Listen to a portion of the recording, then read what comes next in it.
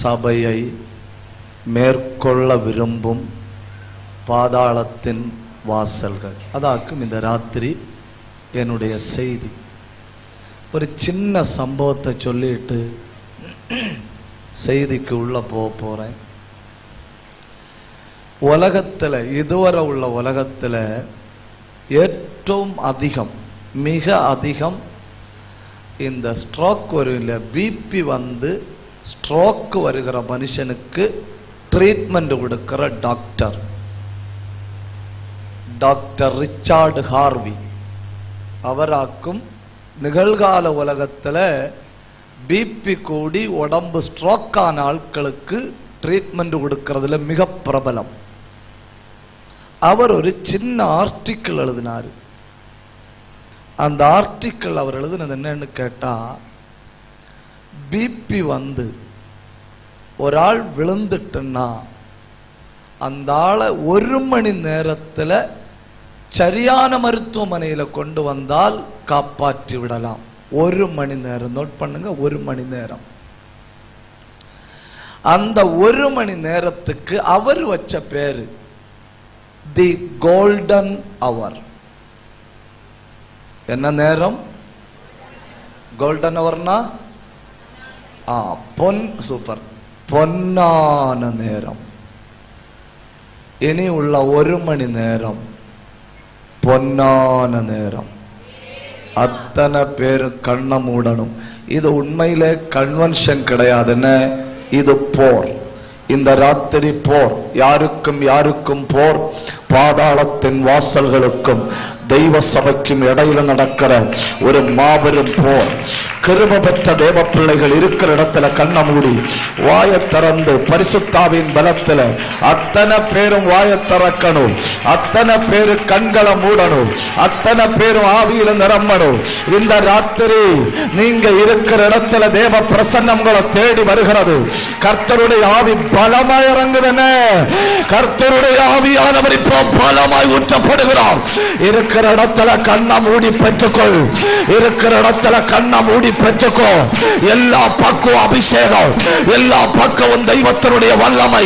உடரபலப சந்தரபலபரப ரியந்த பிரௌடபரபரப அல்கபரபரப ரியந்தரபரப அடகதன கடகதன கமல்கதன உடவன் துரபரபரபரப. எல்லாரும் வாயை திறந்து அத்தனை பேரும் சத்தம் உயர்த்தி ஆவியில நிரம்பி மகா தெய்வத்தை ஒன்று ஆராதிங்க. கிருபைகள் இறங்கி வருகிறது, வல்லமை இறங்கி வருகிறது. உன்னதத்தில் இருந்து ஆவியானவர் இப்பொழுது பலமாய் ஊற்றப்படுகிறார். கர்த்தருடைய ஆவி உங்க ஆத்மாவை தொடுகிறது. கர்த்தருடைய ஆவி உங்க சரீரத்தை தொடுகிறது. கர்த்தருடைய ஆவி உங்க வாழ்க்கையை தொடுகிறது. கர்த்தருடைய ஆவி உங்க குடும்பத்தை தொடுகிறது. எல்லாரும் வாய் திறந்து 2 நிமிஷம் ஆவியில நிரம்பி மகா தெய்வத்தை ஒன்று ஆராதிங்க. அத்தல் கந்தல் கவன கதன உடவல் கவன பிரௌடப துரபரபரபரப ரியந்த பிரௌடபதன சந்தரபரப ரெந்தல் கபரபரப. இது போதாது, இது போதாது. பலத்தின் மேல் பலம், வல்லமை மேல் வல்லமை, மகிமை மேல் மகிமை, கிருபை மேல் கிருபை. இருக்கிற இடத்துல கண்ண மூடுங்க. இதுவரை வாய் திறக்காதவங்க இப்ப வாயை திறங்க. கிருபை பெற்ற தேவ பிள்ளைகள் இந்த ராத்திரி 2 நிமிஷம் ஆவியில போராடுங்க. உடகமன கடகதன கமல்கதன அந்தல் பிரௌடபரபரப. வானம் திறக்கப்பட்டிருக்கிறது, வல்லமை இறங்கி வருகிறது. தெய்வத்தினுடைய கிருபை இந்த ராத்திரி அளவில்லாமல் ஊற்றப்படுகிறது. கண்ணா மூடி பெற்றுக்கோ, கண்ணா மூடி பெற்றுக்கோ, கண்ணா மூடி பெற்றுக்கோ. கர்த்தருடைய ஆவி பலமாய் பலமாய் பலமாய்.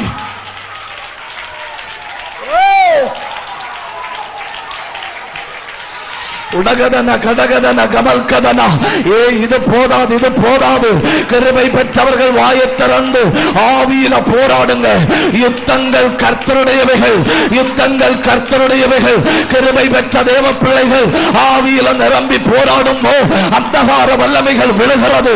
அபிஷேகம் உள்ள தேவ பிள்ளை தெய்வ சமூகத்தில் முழங்கால் நின்று போராடும் கடல் கண்டு விலகி ஓடிட்டு யோர்தான் பின்னிட்டு திரும்பிட்டு மலைகள் ஆடுகளை போல குன்றுகள் ஆட்டுக்குட்டிகளை போல துள்ளி ஓடுது. கர்த்தர் ராஜரீகம் பண்ணுகிறார்.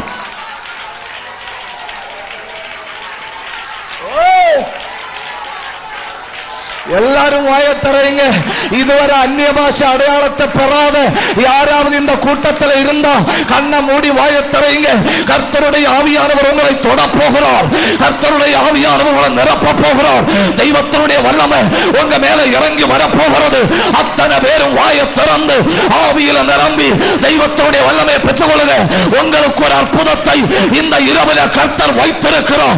உங்களுக்கு ஒரு அதிசயத்தை இந்த இரவில கர்த்தர் வைத்திருக்கிறார். கண்ணை மூடி அதை பெற்றுக்கொள்.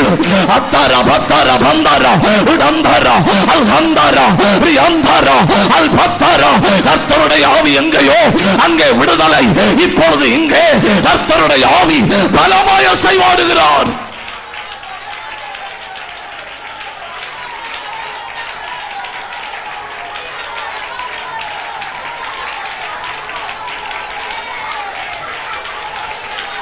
நல்லா போராடி ஜெபியுங்க. நல்லா போராடி ஜெபியுங்க. சில சரீரங்கள் தெய்வத்தால் தொடப்படுகிறது. சில சரீரங்கள்ல வல்லமை இறங்குகிறது. சில சரீரங்கள்ல கிருபை பாய்கிறது.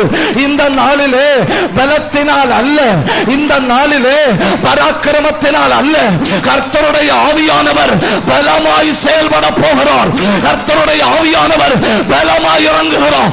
உங்க பிரச்சனை எதுவா இருந்தாலும் அது உடைஞ்சு தெரிக்குது. உங்க நெருக்கடி எதுவா இருந்தாலும் அது உடைஞ்சு தெரிக்குது. ஆவியானவர் ஆட்கொள்கிறார்.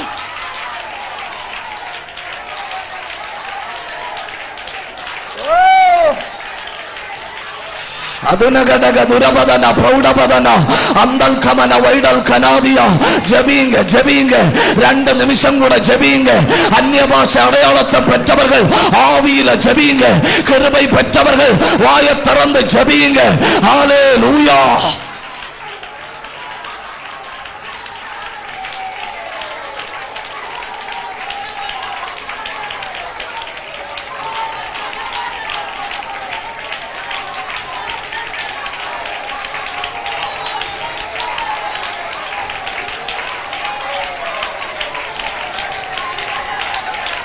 என்ன பயங்கரமா இருக்குல்ல தெய்வத்தினுடைய மகிமை.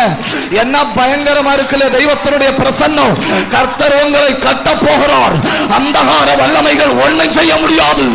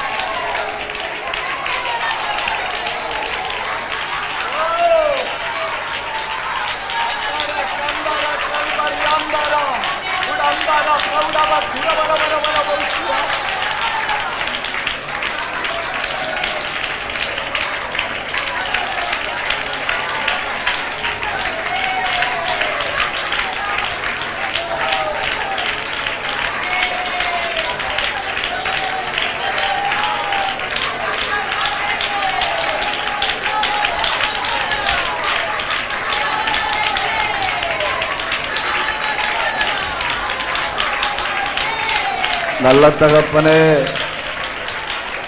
நல்ல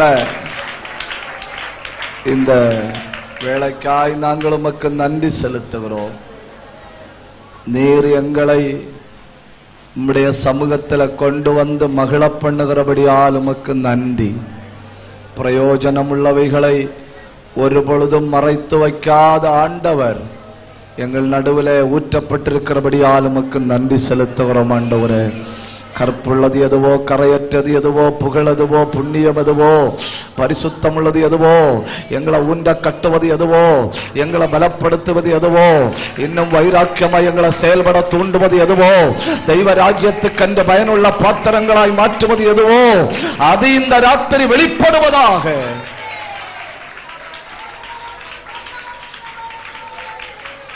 தெய்வத்துக்கு பிரியமில்லாத ஒரு வார்த்தையும் அடியனுடைய வாயிலிருந்து வராதிருப்பதாக என்று ஜபிக்கிறேன். கர்த்தரை மட்டும் முழு பலத்தோடு உயர்த்த கிருபை தாரும். இந்த ராத்திரி உம்முடைய நாமத்தை உயர்த்தும் பொழுது உம்முடைய நாமத்துக்கு விரோதமாய் தேசத்தில் எழும்பி நிற்கிறவைகள் எல்லாம் விழப்போகிறபடியால் உமக்கு நன்றி செலுத்துகிறோம். உம்முடைய நல்ல நாமத்தை இந்த மாலை வேளையில உயர்த்தணும். கடந்த தினங்களாய் எங்களோடு பேசிக்கொண்டிருந்தீர், இந்த நாளிலேயும் எங்களோடு பேசும். கொர்நேலியோவின் வீட்டுக்குள்ள பேதுரு பிரசங்கம் பண்ணின பொழுது பரிசுத்த ஆவியானவர் பலமாய் ஊற்றப்பட்டது போல இந்த நாளில் அடியன் இந்த இடத்துல நம்முடைய வசனத்தை பேசும் பொழுது நம்முடைய ஆவியானவர் பலமாய் ஊற்றப்படணும். அசுத்த ஆவிகள் உடைந்து ஓடணும். பலவீனர்கள் பலப்படணும். கட்டப்பட்டவர்கள் கட்டு அவிழ்க்கப்படணும். அற்புதத்தை தேடி வந்தவர்கள் அற்புதத்தை பெற்றுக்கொள்ளணும். எல்லாவற்றுக்கும் மேலே பாவ உணர்வு ஜனங்களுக்குள்ள உண்டாக வேண்டும் என்று ஜெபிக்கிறோம். நீர் தொடும், நீர் தொடர்ந்து பேசும். உம்முடைய நல்ல நாமத்தை உயர்த்தும். எங்களை தாழ்த்தி உம்முடைய நல்ல கரங்களில் தருகிறோம். ஜெபத்தை கேட்டபடியால் உமக்கு நன்றி செலுத்தி இயேசுவின் நாமத்தில் ஜெபிக்கிறோம் நல்ல பிதாவே, ஆமென். சந்தோஷம் உள்ளவர்கள் கை உயர்த்தி ஒரு அல்லேலூயா சொல்லுங்க. ஒரு தடவை கூட ஆண்டவரை மகிமைப்படுத்துங்க. உங்களை மாதிரி உற்சாகம் உள்ளவர்களை உலகத்திலே கண்டதில்லை அப்படின்னு நான் சொன்னேன். உண்மையாக தான் சொன்னேன். பிரைஸ்லாம். சந்தோஷமா ஒரு அல்லேலூயா சொல்லுங்க, உற்சாகமா சொல்லுங்க. அப்போ இன்னைக்கு ராத்திரி நான் உங்க நடுவில் பேச போற செய்தி என்னன்னா, சபையை மேற்கொள்ள பார்க்கும் பாதாளத்தின் வாசல்கள். என்ன தியானிக்க போறோம்? சபையை மேற்கொள்ள பார்க்கும் பாதாளத்தின் வாசல்கள். தொடக்கத்தில் நீங்க கொஞ்சம் கவனமா இருக்கணும். தொடக்கத்தில் நீங்க கொஞ்சம் கவனமா இருந்தா இருக்கலன்னா அடுத்து நான் சொல்ல போறது உங்களுக்கு புரியாது. தொடக்கத்தில் நீங்க கவனமா இருந்தா அடுத்து நான் சொல்ல போறது உங்களுக்கு புரியும். 3 வகை ராஜ்யங்கள் உண்டு. எத்தனை வகை ராஜ்யங்கள் உண்டு? 3 வகை. 1, தேவனும் தேவதூதர்களும் வாசம் பண்ணுகிற தேவராஜ்யம். ஒன்ன தேவனும் தேவதூதர்களும் வாசம் பண்ணுகிற தேவராஜ்யம், அது ஒரு ராஜ்யம். 2, இந்த மனிதர்கள் இருக்கு இல்லையா, இப்ப கூட நீங்க ஜோம் பண்ணீங்க இல்லையா, 247 ஆளுகிற நாடுகளை உட்கொண்ட மனுஷ ராஜ்யம். 1, தேவனும் தேவதூதர்களும் வாசம் பண்ணுகிற தேவராஜ்யம். 2, மனுஷன் ஆளுகை செய்கிற மனுஷனுடைய ராஜ்யம். 3வது ஒரு ராஜ்யம் உண்டு. அது வெளிப்படுத்தின விசேஷத்தில் அது என்ன ராஜ்யம் அப்படின்னு சொல்லி இருக்கு. அதனுடைய பேரை சொல்லிட்டு நம்ம கொஞ்சம் உள்ள போவோம். அப்போ நமக்கு ரொம்ப புரியும். கொஞ்சம் அந்த வெளிப்படுத்தல் 16ஆம் அதிகாரத்தை கொஞ்சம் கையில் எடுங்க. அங்க சொல்லி இருக்கிற வார்த்தையை பாருங்க. வெளிப்படுத்தல் 16:10.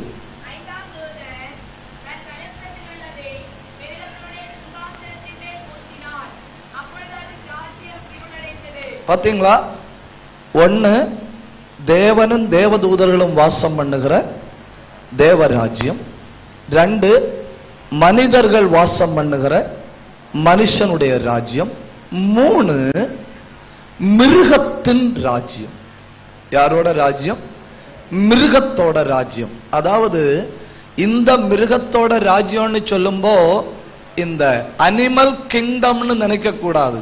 சிங்கம், புலி, சிறுத்தை, ஒட்டகம் இவைகள் எல்லாம் உள்ள அந்த மிருகத்தின் ராஜ்யம்னு நினைக்க கூடாது.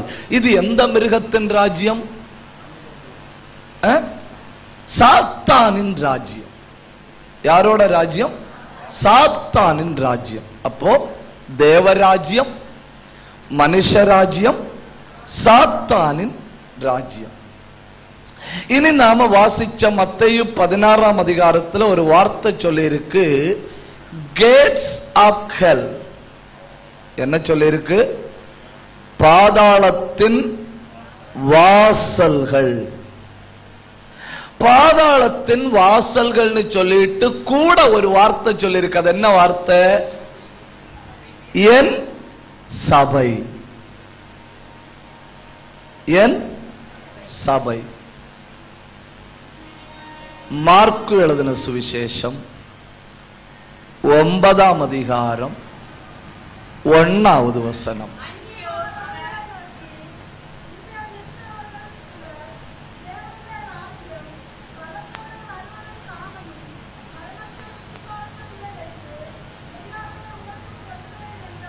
இயேசு ஒரு வார்த்தை சொல்றாரு பாருங்க. இங்கே நிற்கிறவர்களில் சிலர் மரணத்தை ருசி பார்ப்பதற்கு முன் எது பலமாய் வரும்? எது பலமாய் வரும்? தேவராஜ்யம். அப்ப அது எந்த ராஜ்யம்?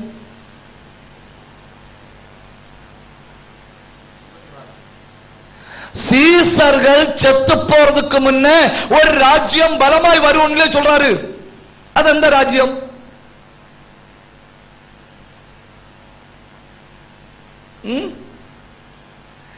நீங்க இருக்க பார்த்தா பாவம் போல இருக்கு. உங்களுக்கு தெரியாது இல்லையா?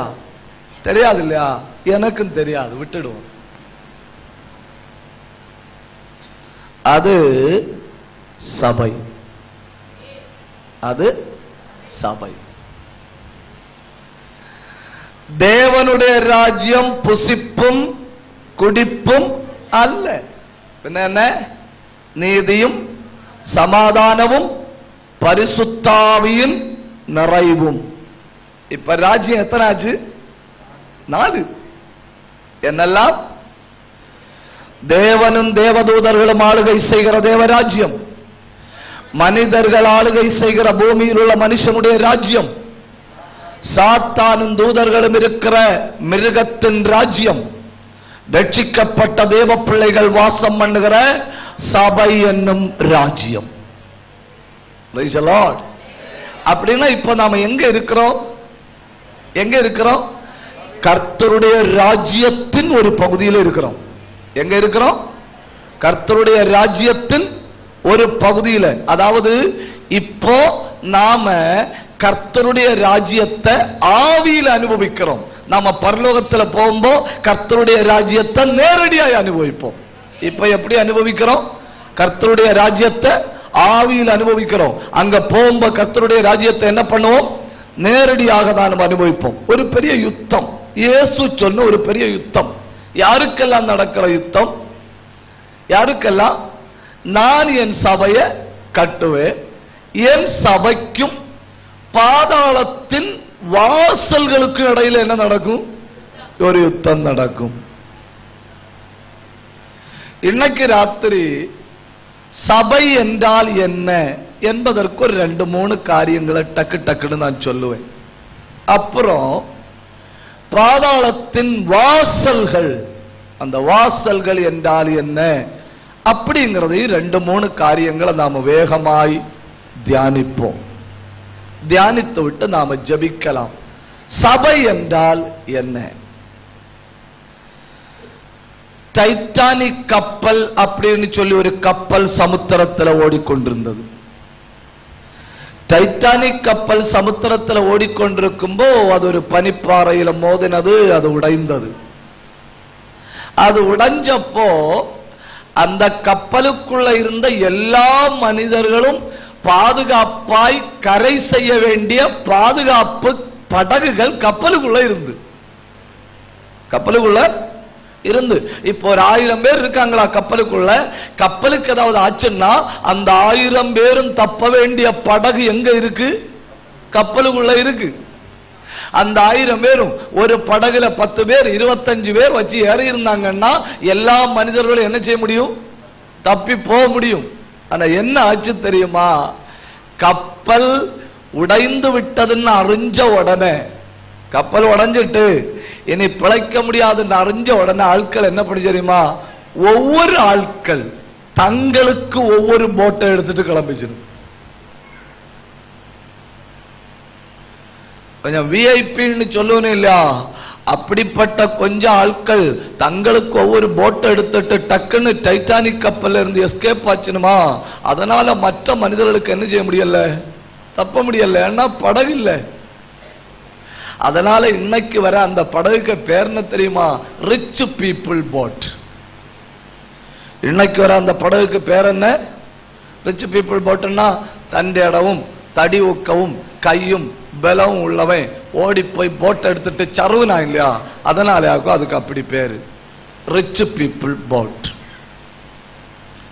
சபை ரிச் பீப்புள் போட் அல்ல. அல்லேலூயா.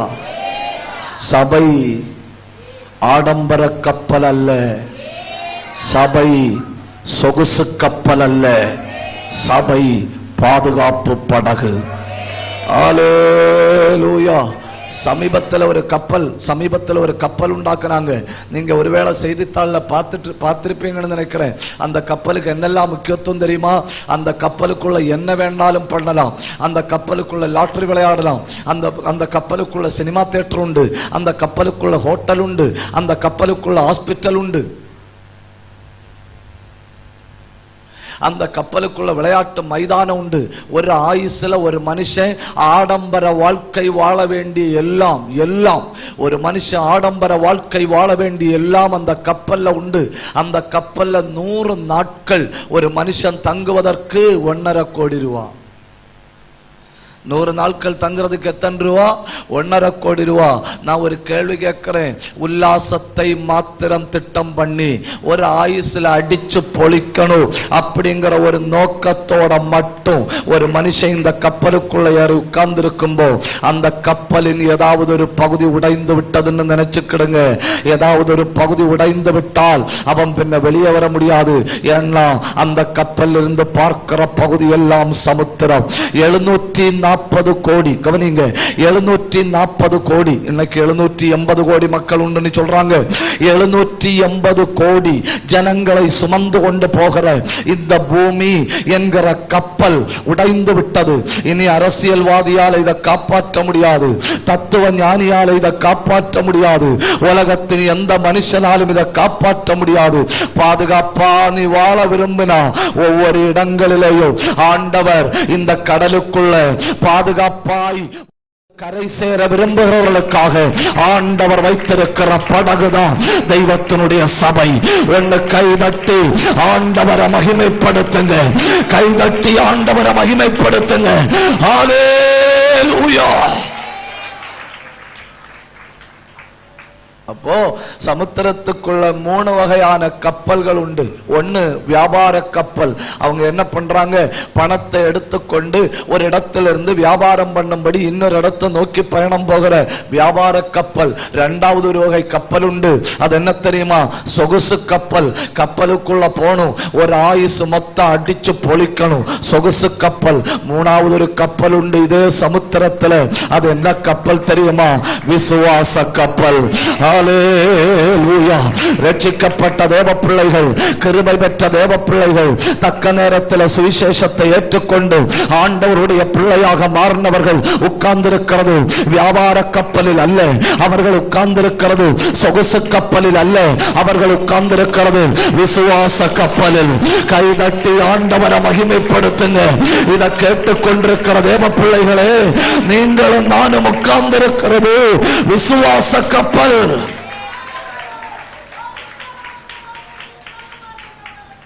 அப்போ ஒண்ணு, சபை என்றால் என்ன?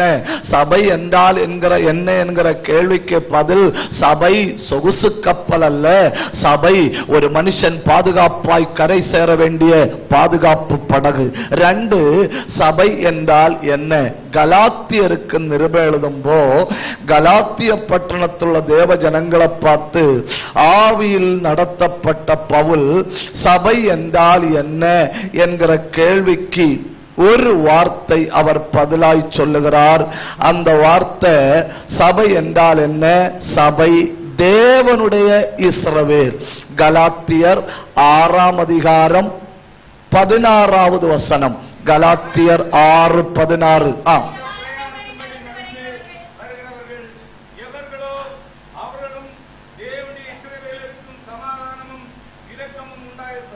இங்க பாருங்க, சபைக்கு 2வது ஒரு பேர் சொல்லி இருக்கு. என்ன பேரு?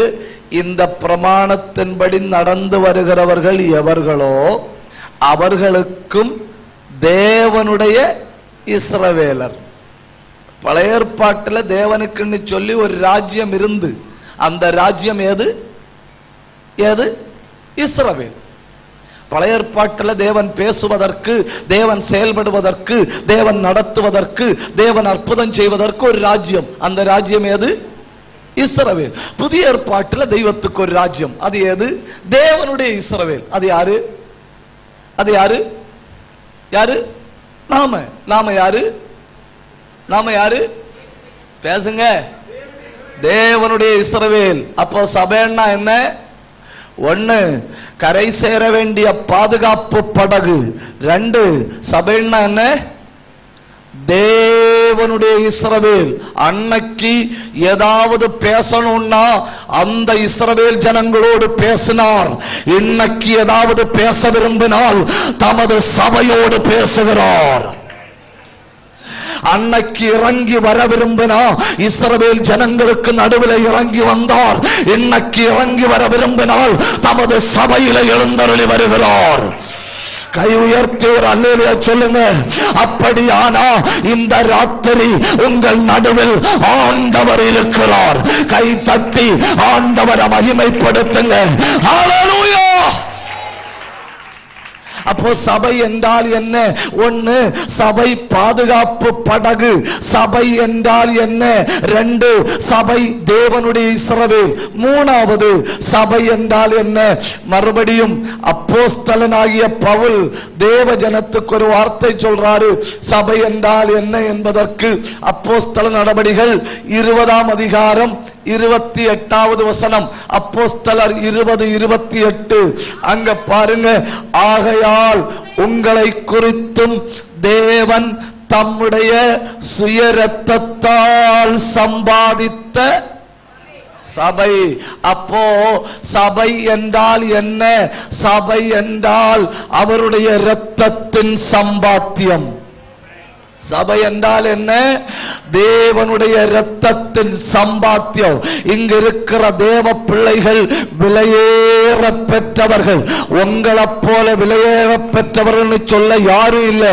ஏன்னா உங்களை விலக்கி வாங்கும்படி அவர் கொடுத்தது தம்முடைய சொந்த ரத்தம்.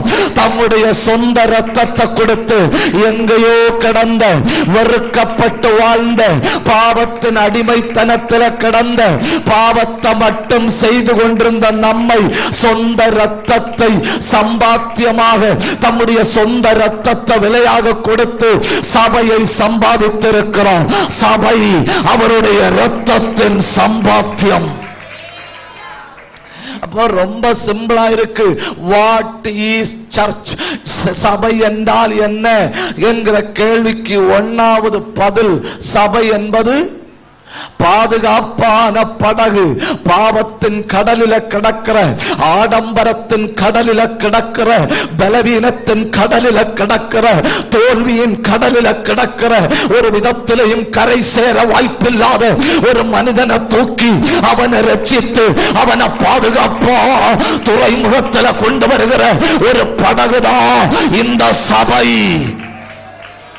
அப்படின்னா இந்த தேசத்துல பாவத்துல கிடக்கிற, அக்கிரமத்துல கிடக்கிற, வெளியே வர முடியாமல் தவிக்கிற, நான் என்னை கெடுத்துக் கொண்டிருக்கிறேனே, இந்த மரணத்திலிருந்து என்னை தப்புவிக்க ஒரு மனிதன் இல்லையா அப்படிங்கிற வேதனையோட இருக்கிற மனிதனை பாதுகாப்பா படகுல ஏற்றி அவனையும் கொண்டு வந்து ஒரு துறைமுகத்தில் விடுகிற வேலைதான் சபை என்கிற படகு செய்கிறது. ஒன்னு யோசிச்சு பாருங்க. இங்க இருக்கிற அத்தனை பேரும் ஒரு காலத்துல பாவத்தின் சமுத்திரத்துல கடந்தோம், ஆடம்பரத்தின் சமுத்திரத்துல கடந்தோம், பலவீனத்தின் சமுத்திரத்துல கடந்தோம். யாரும் நம்மை காப்பாற்ற முடியல. ஆனா கர்த்தரோ தமது சபை மூலம் தமது கையை நீட்டி நம்மை தூக்கி எடுத்து சபையாகிய படகுல வைத்து தம்முடைய ராஜ்யத்திற்கு கொண்டு போக நம்மை தம்முடைய பயணத்தில் வைத்திருக்கிறார். அல்லேலூயா. கை உயர்த்தி ஒரு அல்லேலூயா சொல்லுங்க. அப்போ இரண்டாவது சபை என்ன? தெய்வத்தினுடைய இஸ்ரவேல். பழைய ஏற்பாட்டில் எங்க அற்புதம் செய்தார்? இஸ்ரவேலுக்கு. யாரோட ஜெபத்தை கேட்டார்? இஸ்ரவேலருடைய. யாரோடு பேசினார்? இஸ்ரவேலரோடு. யாருக்கு சட்ட திட்டங்களை கொடுத்தார்? இஸ்ரவேலருக்கு. யார் நடுவில் உலவினார்? இஸ்ரவேலர் நடுவில். அப்படின்னா சபை தேவனுடைய இஸ்ரவேல். இன்னைக்கு பேச விரும்பினா சபையில பேசுறாரு. இன்னைக்கு இறங்கி வர விரும்பினா சபையில இறங்கி வராரு. இன்னைக்கு அற்புதத்தை செய்ய விரும்பினா சபை நடுவில் அற்புதத்தை செய்கிறார். ஏன்னா சபை தெய்வத்தினுடைய இஸ்ரவேல். Praise the Lord. கை உயர்த்தி ஒரு அல்லேலூயா சொல்லுங்க, உற்சாகத்தோட சொல்லுங்க. அடுத்து பழைய ஏற்பாட்டு ஜனங்களுக்கு சொல்ல முடியாத ஒரு பாக்கியம். பழைய ஏற்பாட்டு ஜனங்களை பார்த்து கேளுங்க, உங்களை மீட்டு கொண்டது யார்? அவங்க என்ன சொல்லுவாங்க தெரியுமா? எங்களை மீட்டு கொண்டது அழிந்து போகிற பொன், எங்களை மீட்டு கொண்டது அழிந்து போகிற வெள்ளி, எங்களை மீட்டு கொண்டது சாதாரண ஆட்டுக்குட்டியின் ரத்தம். இங்க இருக்கிற தேவ பிள்ளைகளை பார்த்து கேளுங்க, உங்களை மீட்டு கொண்டது யாரு? நம்மளை மீட்டு கொண்டது அழிந்து போகிற பொன் அல்ல, நம்மளை மீட்டு கொண்டது அழிந்து போகிற வெள்ளி அல்ல, நம்மை மீட்டுக் கொண்டது அவருடைய குமாரனுடைய சொந்த ரத்தத்தினாலே சம்பாதித்த சபை. அல்லேலூயா. அடுத்து கொரிந்தியருக்கு நிருபம் எழுதும்போ கொரிந்து பட்டணத்தில் வாழ்கிற பரிசுத்தவான்களை பார்த்து சபை என்றால் என்ன என்கிற கேள்விக்கு ஆண்டவர் பக்தன் பவுலை கொண்டு ஒரு பதில் சொல்லுகிறார். ஒரு ஆச்சரியமான பதில். 1 கொரிந்தியர் 3ஆம் அதிகாரம் 9ஆம் வசனம். 1 கொரிந்தியர் 3:9. நாங்கள் தேவனுக்கு உடன் வேலையாட்களாயிருக்கிறோம். என்ன பயங்கரமான வார்த்தைன்னு பாருங்க. நீங்கள் தேவனுடைய பண்ணையும் தேவனுடைய மாளிகையுமாயிருக்கிறீர்கள். அப்போ வாட் இஸ் சர்ச்? சபைன்னா என்ன? God's own husbandry. சபைன்னா தேவனுடைய பண்ணை. பண்ணையில வாழ்கிற மிருகங்களுக்கு சாப்பாடு கொடுக்கிறது யாரு? பண்ணை வச்சிருக்கிற ஆளு. தண்ணி கொடுக்கிறது யாரு? பண்ணை வச்சிருக்கிற ஆளு. மருந்து கொடுக்கிறது யாரு? பண்ணை வச்சிருக்கிற ஆளு. கவனிக்கிறது யாரு? பண்ணை வச்சிருக்கிற ஆளு. அப்படின்னா தமது சபைக்கு ஆகாரம் கொடுக்கிறது ஆண்டவர், பாதுகாப்பு கொடுக்கிறது ஆண்டவர், நடத்துகிறது ஆண்டவர், தேவைகளை சந்திக்கிறது ஆண்டவர், அற்புதங்களை செய்கிறது ஆண்டவர், எல்லாம் கொடுத்து ஜெயத்தோட நடத்துகிறது ஆண்டவர். ஏன்னா சபை தெய்வத்தினுடைய பண்ணை. சபை தெய்வத்தினுடைய பண்ணை. அடுத்த வார்த்தை பாருங்க, தேவனுடைய மாளிகை. தேவன் யாரு? ராஜா. ராஜா எங்க தங்கணும்? அரண்மனையில. ராஜாவாகிய தேவன் தங்குகிற அரண்மனை எது? சபை. 2 3 பேர். என்ன கஷ்டம் இல்லையா? 2 3 பேர். மழை பெஞ்சாலும் சரி, மழை பெய்யலைன்னாலும் சரி, 3 பேர் வந்திருக்கிறீங்களா? நீங்க மெஜாரிட்டி. ஏன் நீங்க மெஜாரிட்டி? குறைஞ்சது 2 3 பேர் உள்ள இடத்துல யார் உண்டு? கர்த்தர் உண்டு. ஹல்லேலூயா. நீங்க வந்திருக்கிறது தெய்வத்தினுடைய அரண்மனையில. 2 நிமிஷம் கை தட்டுவோமா? வாய திறப்போமா? ஆவியில நிரம்புவோமா? ஆண்டவரை உயர்த்துவோமா? இரத்தத்தால் சம்பாதிக்கப்பட்டவர்கள், தெய்வத்தினுடைய பண்ணை, தெய்வத்தினுடைய மாளிகை, பாதுகாப்பு படகு, தேவனுடைய இஸ்ரவேல்.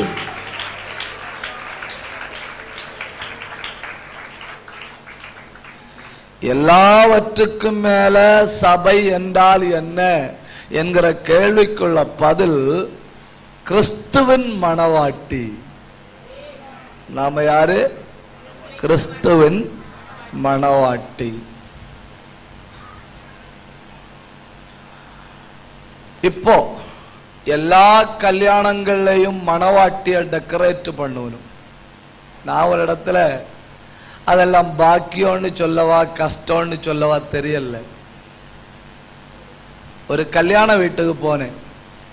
அந்த கல்யாண வீட்டுக்கு போனப்போ எனக்கு திடீர்னு கிடைச்ச பொறுப்பு என்ன தெரியுமா? கல்யாணம் பண்ண போகிற மணமகனுக்காய் ஜெபிக்கிற பொறுப்பு. யாருக்காய் ஜெபிக்கிற பொறுப்பு? கல்யாணம் பண்ண போற மணமகனுக்காய் ஜெபிக்கிற பொறுப்பு.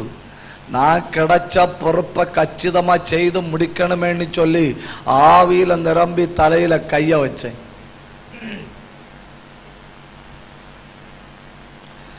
ஆவியில நிரம்பி தலையில கை வச்சனா, ஏன் கை வைப்பினால மணமகன் கஷ்டப்பட்டு தலைவாரி வச்சிருந்ததெல்லாம் கலைஞ்சு போச்சு. பிரேயர் முடிஞ்ச பிறவாக்கும் அவர் என்கிட்ட சொன்னாரு, பாஸ்டர் இவ்வளவும் செஞ்சு வைக்க 3000 ரூபா ஆச்சுன்னு. ஒற்ற கை வைப்புல 3000 ரூபா போச்சு.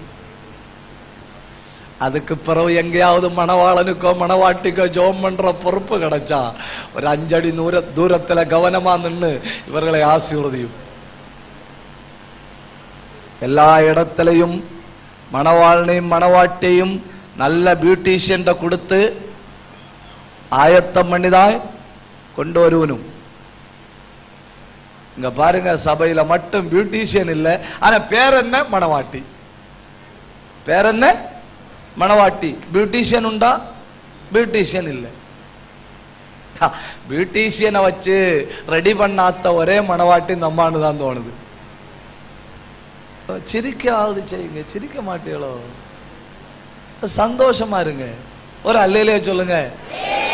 உற்சாகத்தோட ஒரு அல்லேலூயா சொல்லுங்க. விடுதலையோட ஒரு அல்லேலூயா சொல்லுங்க.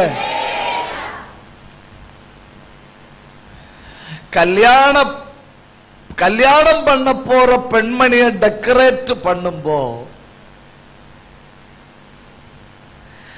அந்த பையனை பார்த்துட்டு பொண்ணை ஒண்ணு டெக்கரேட் பண்ணா நல்லா இருக்கும். நல்லா இருக்கும். ஏன்னா அந்த கல்யாண வீடியோல பாருங்க, அந்த பெண்மணி வெள்ளை வெளேர்னு இருக்கும். மறுநாள் காலையில கல்யாணம் முடிஞ்சு காலையில மறுநாள் குளிச்சுட்டு முற்றம் தூத்துட்டு நிக்குமா, முற்றம் தூத்துட்டு நிக்கும்போ ஒரு காக்க குஞ்சுக கலர்.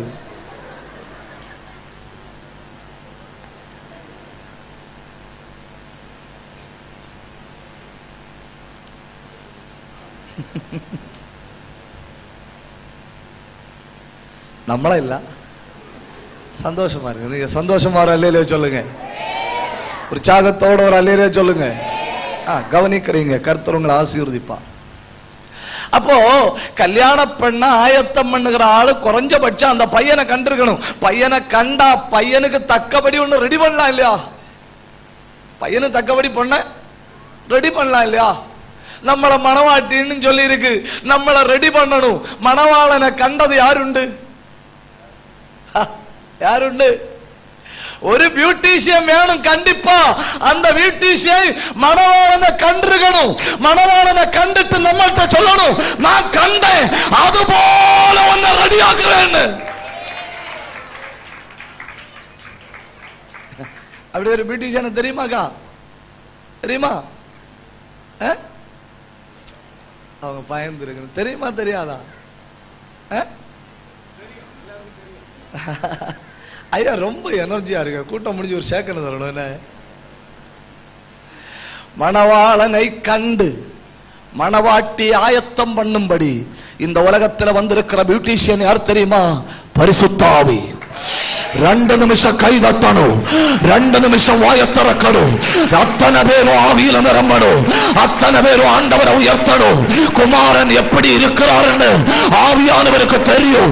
அதனால அந்த ஆவியானவரை இந்த பூமிக்கு அனுப்பி இருக்கிறோம். எதற்கு தெரியுமா? அவருடைய மணவாட்டிய குமாரனுடைய சாயலுக்கு ஒத்த சாயல்ல. கை தட்டி ஆண்டவரை உயர்த்து. குமாரனுடைய சாயலுக்கு ஒத்த சாயல்ல அந்த மணவாட்டியை ஆயத்தம் பண்ணுகிற பொறுப்பை ஆவியானவர் கையில ஆண்டவர் கொடுத்திருக்கிறார்.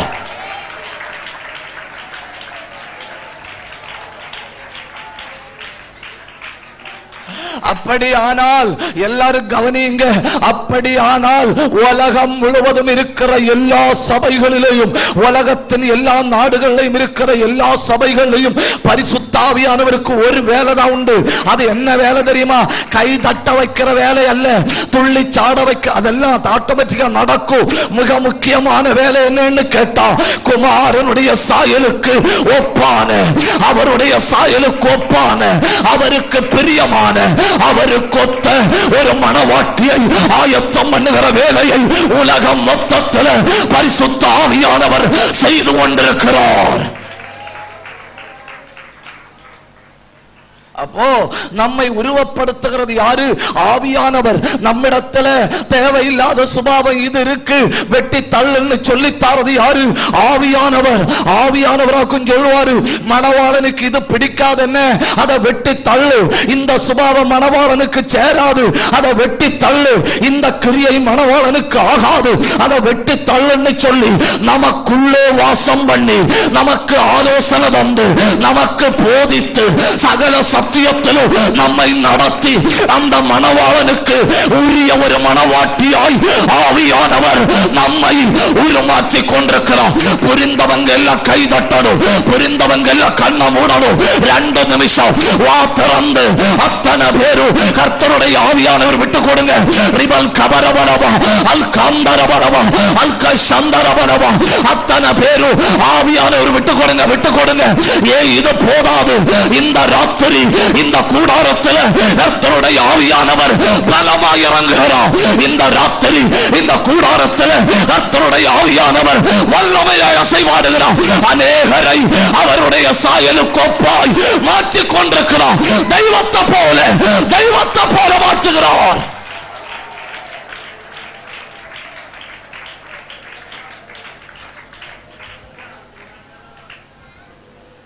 கிட்டத்தட்ட கொஞ்சம் அஸ்திபாரம் உங்களுக்கு கிடைச்சுன்னு நினைக்கிறேன். ஆவியானுடைய வேலை என்ன? என்ன?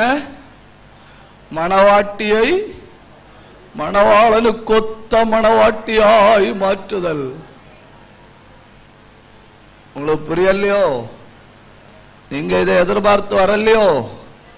ஒரு அல்லேலியா நல்லா சொல்லுங்க, உற்சாகத்தோட அல்லேலியா சொல்லுங்க. தெய்வ சமூகத்துல வந்திருந்து யாருக்கு விட்டு கொடுக்கணும்? அவருக்கு விட்டு கொடுக்கணும். களிமண்ணு குயவனுக்கு கையில மொத்தமா ஒப்பு கொடுத்தாதானே குயவன் தனக்கு விருப்பமாய் கண்டபடி வேற பாத்திரமாய் வணைய முடியும். அப்படின்னா இந்த ராத்திரி ஆண்டவர் கையில விட்டு கொடுத்தா அவர் தமக்கு விருப்பமாய் கண்டபடி நம்மை வணைகிறார், நம்மை உடைக்கிறார், நம்மை வடிவமைக்கிறார். ஏன் அப்படி ஒரு ஏற்பாடு? ஏன் அப்படி ஒரு ஏற்பாடுன்னா, இந்த மணவாளனை போல ஒரு மணவாளன் உலகத்திலே இல்ல. காட்டு மரங்களுக்குள்ளே கிச்சிலி மரம் எப்படி இருக்கிறதோ, புரியலன்னு தோணுது. காட்டு மரங்களுக்குள்ளே கிச்சிலி மரம் எப்படி இருக்கிறதோ அப்படியே குமாரருக்குள்ளே நேசர் இருக்கிறார். அவரை போல ஒருவன் வரலாற்றில் இல்ல. அவருக்கு ஒப்பானவர் எவரும் இல்லை. அவருக்கு ஒப்பானவர் சொல்வதற்கு உலக வரலாற்றில் எவரும் இல்லை. அதனால அவரை போல என்னை மாற்றுகிறார்.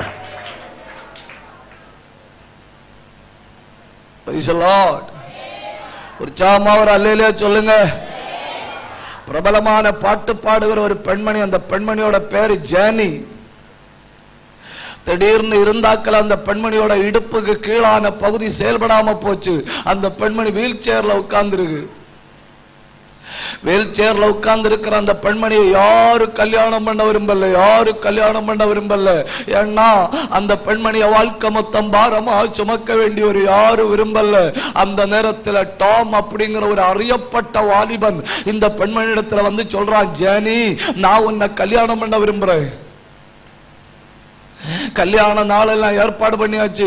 வீல் சேர்ல உட்கார வச்சு இந்த பெண்மணியை கொண்டு மேடையில உட்கார வச்சிருக்காங்க. எழுதி வச்சிருக்கு, டாம் வெட்ஸ் ஜேர்னி அப்படின்னு அங்க எழுதி வச்சிருக்கு.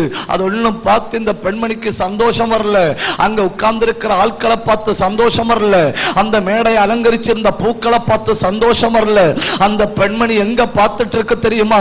பலவீனமான என்னையும் கல்யாணம் பண்ணான்னு சொல்லி வாக்கு கொடுத்த பையன் எப்ப வருவா? பலவீனமான என்னையும் கல்யாணம் பண்ணலான்னு சொல்லி வாக்கு கொடுத்த அந்த வாலிபன் எப்ப வருவா? அதுதானே தெய்வ சபையின் எதிர்பார்ப்பு. அவர் எப்ப வருவார்? ஒரு அல்லேலூயா சொல்லுங்க. அப்ப சபையை பற்றி கொஞ்சம் கிட்டத்தட்ட உங்களுக்கு புரிஞ்சு, இனி அந்த சபையோடு போராடுகிற பாதாளத்தின் வாசல்கள். அங்க நீங்க இங்கிலீஷ்ல பார்த்தா தெரியும், கேட்ஸ் போட்டிருக்கும். என்னன்னு போட்டிருக்கும்? கேட்ஸ். ஜன்னல் என்னத்துக்கு? ஜன்னல் என்னத்துக்கு? என்னத்துக்கு?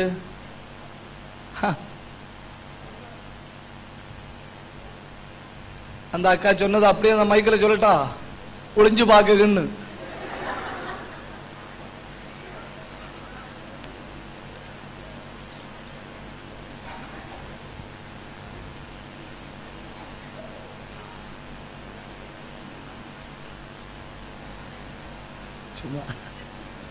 ஜன்னல் என்னத்துக்கு? ஒளிஞ்சு பாக்கு. கேட் என்னத்துக்கு? உள்ள போகு. ஒளிஞ்சு பார்க்க ஜன்னலும், உள்ள போக்கு வாசல். இனி கொஞ்சம் நேரம் நீங்க கவனிக்கணும். எதோட வாசல்? பாதாளத்தின் வாசல். நான் சும்மா உதாரணத்தை உங்களை பார்த்து ஒரு கேள்வி கேட்கிறேன். நீங்க சிந்திச்சுட்டு பதில் சொல்லுங்க. நாளைக்கு சொன்னாலும் போதும். ஏதாவது ஒரு இடத்துல ஒரு கேட் வச்சுட்டு, ஏதாவது ஒரு இடத்துல ஒரு கேட் வச்சுட்டு, அங்க உள்ள என்ன இருக்குன்னு நமக்கு சொல்லி தராம அந்த கேட்ல பாதாளத்தின் வாசல்கள்னு எழுதி வச்சால், அந்த வழியா நடந்து போற ஆட்கள் எல்லாம் என்ன பண்ணணும்? என்ன பண்ணணும்? சாத்தானே என்ன பண்ணணும்? அப்படி மட்டும் உங்க ஊர்ல ஒரு ஆர்ச்சு வளைச்சு வச்சு அதுல பாதாளத்தின் வாசல் எழுதி வச்சா, அங்கனோடி போறவனுக்கு அந்நிய பாஷை கிட்டும், கிருபை கிட்டும், வல்லமை கிட்டும், ஜப ஆவி வர கிட்டும். புரியலையோ? புரியலையோ? அங்கே போன உடனே கண்டிப்பா பாட்டு பாடணும். ஏன்னா பாதாளத்தின் ஆவி அங்க இருந்து பயங்கரமா போராடுது. அங்கே போன உடனே அந்நிய பாஷை பேசணும். இழந்து போன கிருபை கிட்டும், இழந்து போன வல்லமை கிட்டும், இழந்து போன வரங்கள் கிட்டும். ஏன்? எந்த வழியா போயிட்டு இருக்கிறேன்? பாதாளத்தின் வாசல். கண்ணு கூட ஏறெடுத்து பார்க்க மாட்டோம். ஏன்னா டோர் ஆஃப் ஹெல். ஏதோட வாசல்? பாதாளத்தோட வாசல். ஒருத்தங்கூட உள்ள போக மாட்டான். ஒருத்தங்கூட உள்ள போக மாட்டான். ஏன் உள்ள போக மாட்டான்? எல்லாருக்கும் தெரிஞ்சு போச்சு. என்னன்னு தெரிஞ்சு போச்சு? பாதாளத்தின் வாசல்.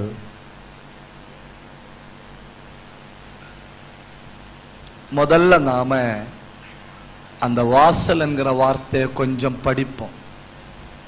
அப்புறம் நாம பாதாளத்தின் வாசல்கள் என்கிறத படிப்போம். படிச்சுட்டு நாம கொஞ்சம் நேரம் ஜெபம் பண்ணுவோம். ஒரு அல்லேலூயா சொல்லுங்க. கேப் வேற, கேட் வேற. என்ன சொல்லுங்கக்கா?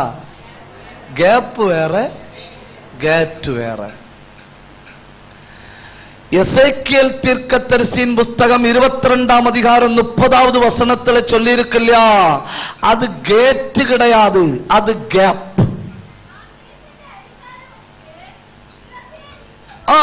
திறப்பு.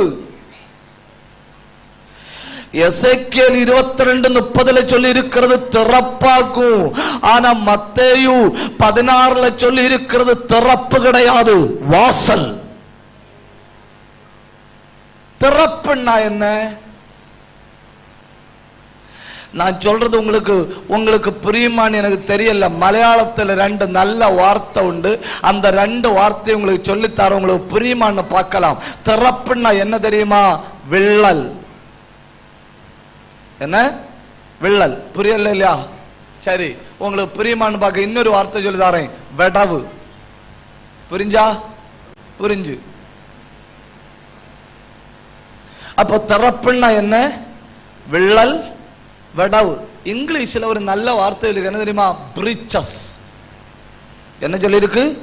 பிரீச்சஸ் சொன்னா சில காங்கிரீட் போட்ட வீடுகள் வெடிக்கும் இல்லையா, வெடிக்கும் இல்லையா, அதாக்கும் பிரீச்.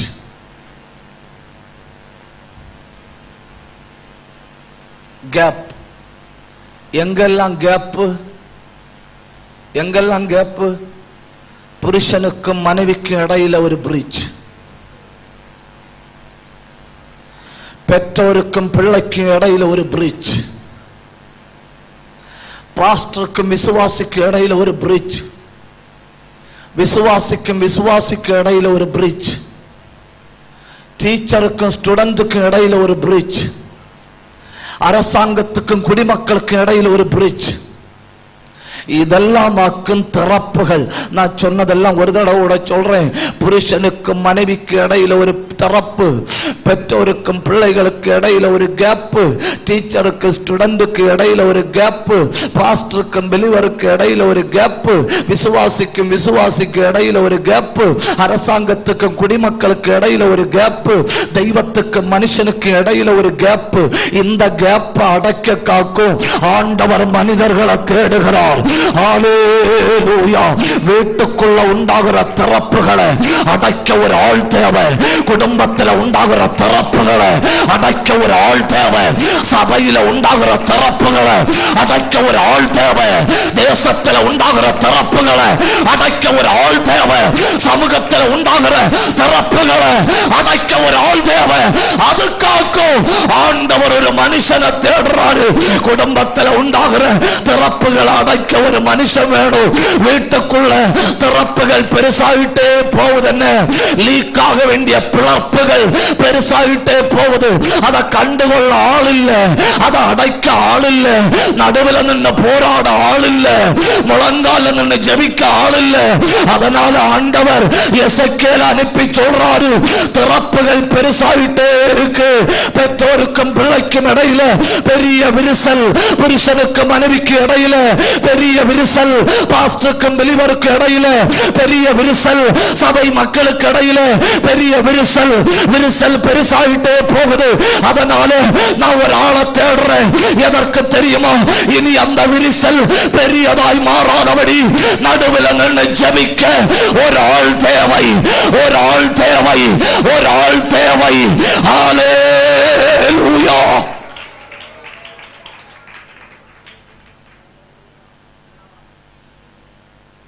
இந்த சுவர்ல ஒரு விரிசல் விழுந்துன்னு வைங்க, எல்லாரும் என்ன பாருங்க.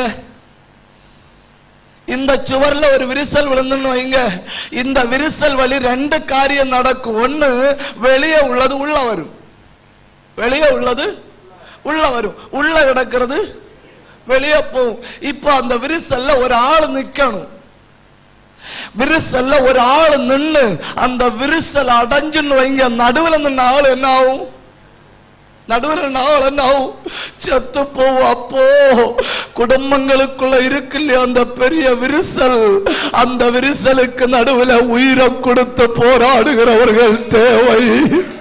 சபைக்குள்ள உண்டாகிற விரிசல்களுக்கு நடுவில் உயிரை கொடுத்து போராடுகிறவர்கள் தேவை. குடும்பத்தில் உண்டாகிற விரிசல்களை அடைக்க உயிரை கொடுத்து போராடுகிறவர்கள் தேவை. உயிரே போனாலும் பரவாயில்லை அப்படிங்கிற அர்ப்பணிப்புள்ளவன் தான் விரிசல்ல நிற்க முடியும். எல்லாரும் நிற்க முடியாது. ஆண்டவருடைய நாமத்துக்காக உயிரை கொடுக்க ஆயத்தமா இருக்கிறேன் அப்படின்னு சொல்றவங்க தான் அந்த தரப்பில் நிற்க முடியும். இந்த ராத்திரி ஆண்டவருக்கு நீ தேவை. நீ படிச்ச ஸ்கூலுக்கு ஒன்ன தேவையில்லாம இருக்கலாம், நீ வாழ்கிற வீட்டுக்கு ஒன்ன தேவையில்லாம இருக்கலாம், நீ குடியிருக்கிற சமூகத்துக்கு ஒன்ன தேவையில்லாம இருக்கலாம். ஆனா ஆண்டவருக்கு இந்த ராத்திரி நீ தேவை. ஒன்னு யோசிச்சு பாருங்க, நடுவில் நிக்க ஆள் இல்லாததுனால விரிசல் பெருசாயிட்டே போகுதில்ல. பிள்ளைகளுக்கு பெற்றோருக்கு இடையில பெரிய விரிசல், அது மரணத்தில் போய் முடியுது. புருஷனுக்கு மனைவிக்கும் இடையில பெரிய விரிசல், அது விவாகரத்தில் போய் முடியுது. சபைக்கு விசுவாசிகளுக்கு இடையில பெரிய விரிசல், அது பிரிவினையில போய் முடியுது. இந்த ராத்திரி கையை உயர்த்தி நாம ஜெபிக்க போறோம். அத்தனை பேரும் கை உயர்த்தணும், அத்தனை பேரும் வாயை திறக்கணும். ஆண்டவரே, சத்துரு எங்க குடும்பத்தில் போட்ட விரிசல், எங்க வீட்டுக்குள்ள போட்ட விரிசல், புருஷ மனைவிக்குள்ள போட்ட விரிசல், ஏன் ஊக்கமா ஜெபிங்க, போராடி ஜெபிங்க. அத்தல் கந்தல் கவன கதன இவ்வளவு பேர் ஆவியில நிரம்பி போராடினாள். கர்த்தர் தமது தூதர்கள் அனுப்ப போறாரு. தெய்வத்தினுடைய வல்லமை பயங்கரமா இறங்க போகுது. கை தட்டி வாய திறந்து அது நகடக துரபதன உடவல் கவன பிரௌடவத்தன அந்தூரபரபரவா அந்தரபரவா அல்க சந்தரபரவா ஆவியில போராடுக. கிருபை பெற்றவர்கள் அந்நிய பாஷை பேசுங்க. அந்த விரிசல் அடையுது, அந்த விரிசல் அடையுது. ஓ குடும்பத்துக்குள்ள சத்துரு போட்ட விரிசல் இப்போ அடையுது. ஓ வீட்டுக்குள்ள சத்துரு போட்ட விரிசல் இப்போ அடையுது. ஓ வாழ்க்கையில சத்துரு போட்ட விரிசல் ஏய் இப்போ அடையுது.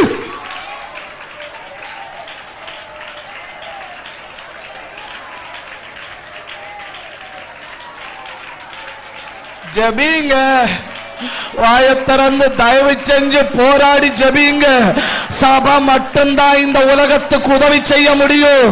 நிகழ்கால உலகத்துக்கு சபையை தவிர யாரும் உதவி செய்ய முடியாது. சபைதான் தரப்பில் நிற்க முடியும், சபைதான் முழங்கால நிற்க முடியும், சபைதான் விழுந்து கிடக்க முடியும், சபைதான் போராட முடியும். நாம முழங்கால நிற்காம இருந்தா அந்த விரிசல் பெருசாயிட்டே போகும்.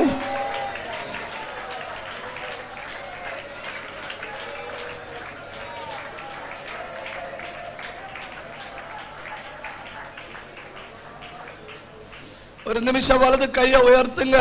நான் சொல்ற வார்த்தைகளை மட்டும் சொல்லி ஜெபிங்க. என்ன கண்ணை மூடுங்க. ஆண்டவரே, புருஷன் மனைவிக்கு இடையில் உள்ள விரிசல்கள் மாற்று ஆண்டவரே. பெற்றோர் பிள்ளைகளுக்கு இடையில் உள்ள விரிசலை மாற்று ஆண்டவரே. சபைக்குள்ள உள்ள விரிசலை மாற்று ஆண்டவரே. தேசத்தில் உள்ள விரிசலை மாற்று ஆண்டவரே. ஒரு நிமிஷம் ஜெபிங்க, ஜெபிங்க. வாய் திறந்து போராடி ஜெபிங்க. இந்த வார்த்தையை சொல்லும்போது உங்க வீட்டுக்குள்ள ஐக்கியம் உண்டாகிறது, உங்க குடும்பத்தில் ஐக்கியம் உண்டாகிறது, உங்க சபையில் ஐக்கியம் உண்டாகிறது, உங்க தேசத்தில் ஐக்கியம் உண்டாகிறது, உங்க வீட்டுக்குள் ஐக்கியம் உண்டாகிறது. பிரிவினையை கொண்டு வருகிற ஆவிகளை பரலோகத்தின் தேவன் வேரோட வெட்டுகிறார், வெட்டுகிறார்.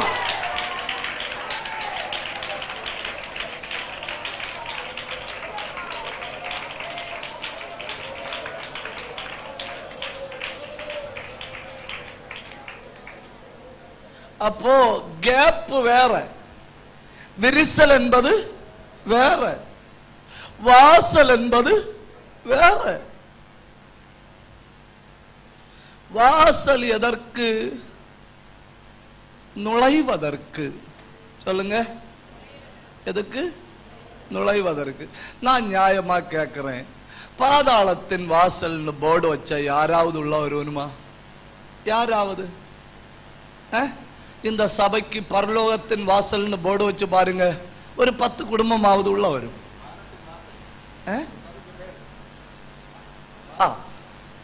கிருபை. ஒரு அல்லேலூயா சொல்லுங்க, உற்சாகமா சொல்லுங்க.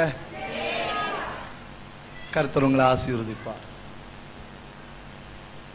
இப்ப பாதாளத்தின் வாசல்னு போர்டு வச்சா யாரும் உள்ள வரமாட்டேன். அந்த போர்டு மட்டும் வச்சுட்டு பாதாளத்துக்கு ஆள் எடுத்தா ஒரு ஆளு எங்க போகாது? பாதாளத்துக்கு போகாது. ஏன்னா ஆட்கள் எல்லாம் எப்படி இருக்கணும்? கவனமா இருக்கணும். அது என்ன? பாதாளத்தின் வாசல்கள். நம்ம அதை குறிச்சு கவனமா இருக்கணும்.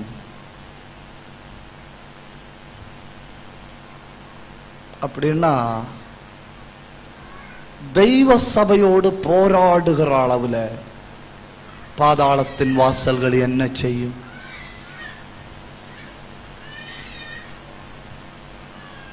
என்ன செய்யும்?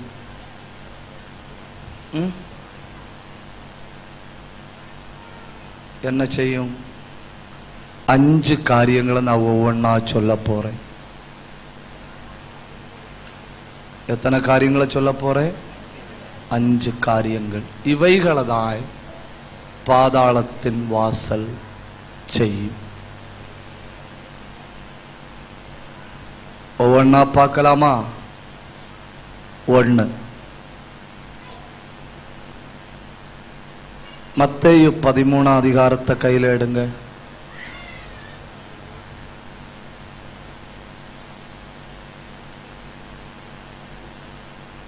நீங்க எப்பவே எடுத்தாச்சு இல்லையா? உங்களை போல உற்சாகமானவர்கள் உலகத்திலே இல்லை.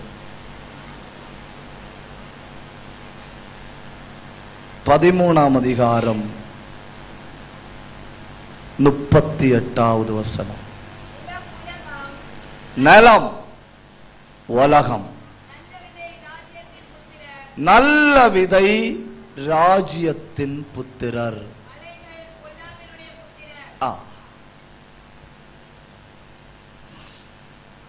இப்ப சொல்லுங்க, பாதாளத்தின் வாசல் எப்படி தெய்வ சபையோடு போராடும்?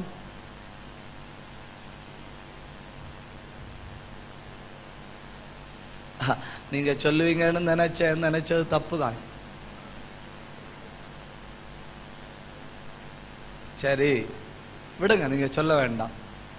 மத்தேயு 13:25 வாசிங்க.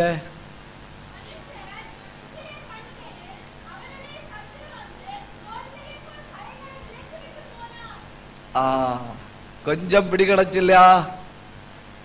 விசுவாசிகளுக்குள்ள பிரச்சனை என்ன தெரியுமா? விசுவாசிகளுக்குள்ள பிரச்சனை கிருபைனால எங்க இருந்தாலும் உறக்கம். கர்த்தரு சோதர, நான் ரட்சிக்கப்படக்கு முன்னே எனக்கு உறக்கமே வராத பாடுபட்டு இருந்தேன். ரட்சிக்கப்பட்ட தமக்கு பிரியமானவர்களுக்கு நித்திரை கொடுக்கிறார்னு சொன்ன மாதிரி கிருபைனால எங்க போயிருந்தாலும் எனக்கு உறக்கம். எங்க போயிருந்தாலும் உறக்கம். உறக்கம் நல்லதான். நம்ம உறங்கும்போ பாதாளத்தின் வாசல் ஆன் டியூட்டி. நம்ம உறங்கும்போ அவன் ஆன் டியூட்டி. ஏன் அவன் ஆன் டியூட்டி? நம்ம கோதுமைகள். நம்ம யாரு? கோதுமைகள். நீங்க எந்த ஜாதி ஆனாலும், நீங்க எந்த மதமானாலும், நீங்க எந்த அரசியல் கட்சி ஆனாலும், நீங்க எந்த தத்துவத்தை பின்பற்றின ஆளானாலும், நீங்க ரட்சிக்கப்பட்டால் நீங்கள் கோதுமை. பொறாமை, பயங்கர பொறாமை இல்லாதவங்க ஒரு அல்லேலூயா சொல்லுங்க.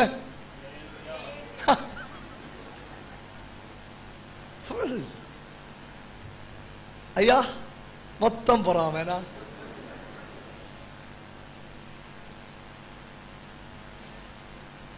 நாம எந்த ஜாதி ஆனாலும், நம்ம எந்த இதமானாலும், நாம எந்த மதமானாலும், நாம எந்த தத்துவத்தை பின்பற்ற ஆளானாலும், நம்ம ரட்சிக்கப்பட்ட நாம யாரு?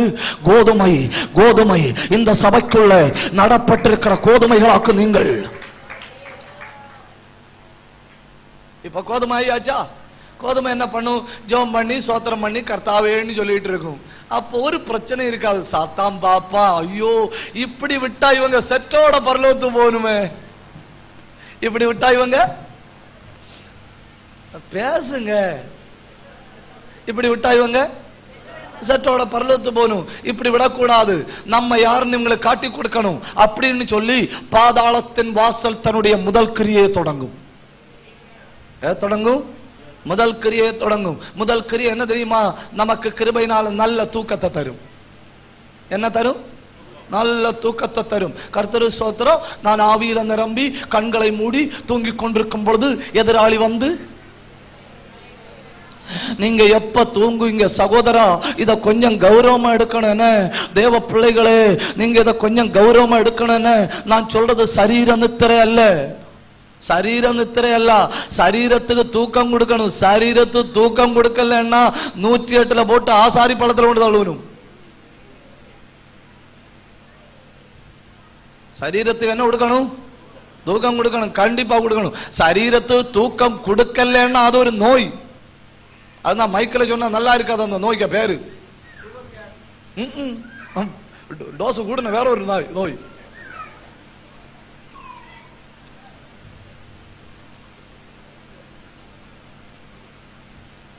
சரீரம் தூங்கணும். எது தூங்க கூடாது தெரியுமா? ஆவியில அனலா இருக்கணும். 2 நிமிஷம் ஆவியில நிரம்புங்க. பவுல் தீமோத்தேயை பார்த்து சொல்றாரு, நான் உன்மேல் என் கைய வச்சப்போ உனக்கு உண்டான கிருபை வரத்தை அனல் மூட்டு. நல்ல கை தட்டி பாருங்க, ஆவியில நிரம்பி பாருங்க. ஆண்டவரை உயர்த்துங்க, ஆண்டவரை உயர்த்துங்க. ரிபலபரபலப சந்தரபலபா. இந்த ராத்திரி கிருபை பெருகுது, வல்லமை பெருகுது. நான் என் சபையை கட்டுவேன், பாதாளத்தின் வாசல்கள் அதை ஒண்ணு செய்ய முடியாது. கிருபை உள்ளவங்க கை தட்டணும், கிருபை உள்ளவங்க வாயை திறக்கணும், கிருபை உள்ளவங்க ஆவியில நிரம்பணும், கிருபை உள்ளவங்க ஆண்டவரை உயர்த்தணும். அத்தனை பேர் 2 நிமிஷம் அது நகடக துரபலபலபலபா அல்கந்தரபலபா. அங்கங்க வல்லமை இறங்குது, அங்கங்க அபிஷேகம் இறங்குது, அங்கங்க தேவ பிரசன்னம் இறங்குது. கண்ணை மூடி பெற்றுக்கோ, கண்ணை மூடி பெற்றுக்கோ. கர்த்தருடைய ஆவி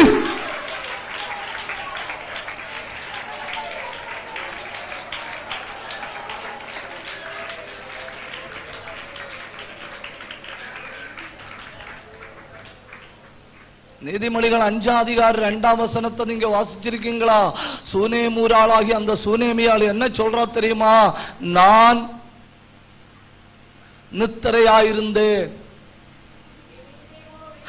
அப்படி ஒரு தூக்கம் உண்டனா? ஆண்களுக்கும் பெண்களுக்குள்ள வித்தியாசம் என்ன தெரியுமா? உங்களுக்கு? ஆண்கள் தூங்கிட்டு இருக்கும்போது எடுத்து கடல்ல கொண்டு போட்டாலும் அறிய மாட்டணும், முடிஞ்சு. ஆனா பெண்கள் தூங்கிட்டு இருக்கும்போது கரியல விழுந்த சவுண்டு கேட்டாலும் எழும்பு வரும். அது படைச்சப்போ அப்படி படைச்சாரு.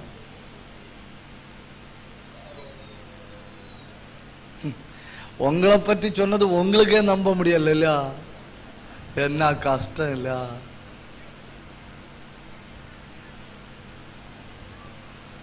இல்லைன்னா ஒரு புருஷன் ஒரு மனைவியின் நடுவுல ஒரு 6 மாசமோ 1 வயசுள்ள ஒரு குழந்தையும் படுக்கட்டு.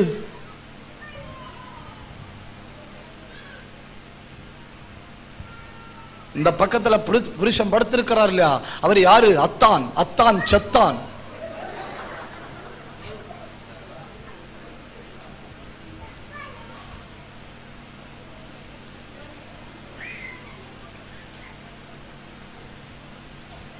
அவர் ராத்திரி 10 மணிக்கு கண்ணை மூடனா அவர் அடுத்து கண்ணை திறக்கிறது காலை 9 மணிக்கு. ஆனா அந்த பெண்மணி அப்படி இல்லை. ஒரு சின்ன அசைவு கேட்டாலும் எழும்பும். ஐயா மாதிரி பாக்குற நம்மளை உயர்த்தி என்ன சொல்ல இல்ல? அவைய கொஞ்சம் சமாதானமா இருக்கட்டும். ஒரு அல்லேலியா சொல்லுங்க. பின்ன ஒரு காரியம் என்ன? ஒரு ஊரை மொத்தத்துல கொளுத்தக்கு ஒரு அக்கா போதும். அது கிருபை. உற்சாகத்தோட ஒரு அல்லேலியா சொல்லுங்க. அவைய ரொம்ப சங்கடப்பட்டு, அதனால நான் சொன்னது என்ன, பாவமா இருந்த அவையோட முகத்தை பாக்கு. அவ சொல்றான், நான் தூங்கிட்டு இருந்தேன், என் இருதயத்துல 2 கண் உண்டு, என் இருதயத்தின் கண்கள் விழித்திருந்தது.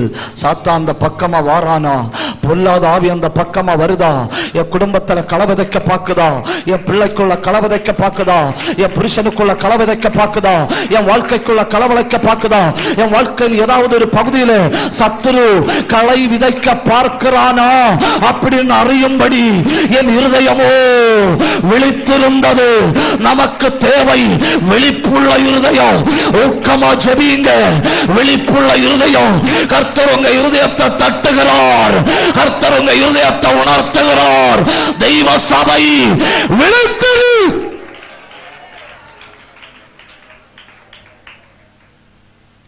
அவன் பார்த்துட்டு இருக்கிறான். பழைய காலத்துல உள்ள அருவட்டி உண்டு இல்ல? அருவட்டி தெரியுமா? எத்தனை பேருக்கு அருவட்டி தெரியும்? You know அருவட்டி?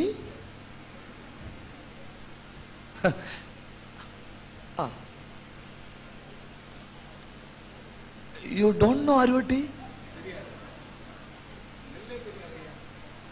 அருவட்டி இஸ் கால்டு அருவட்டி.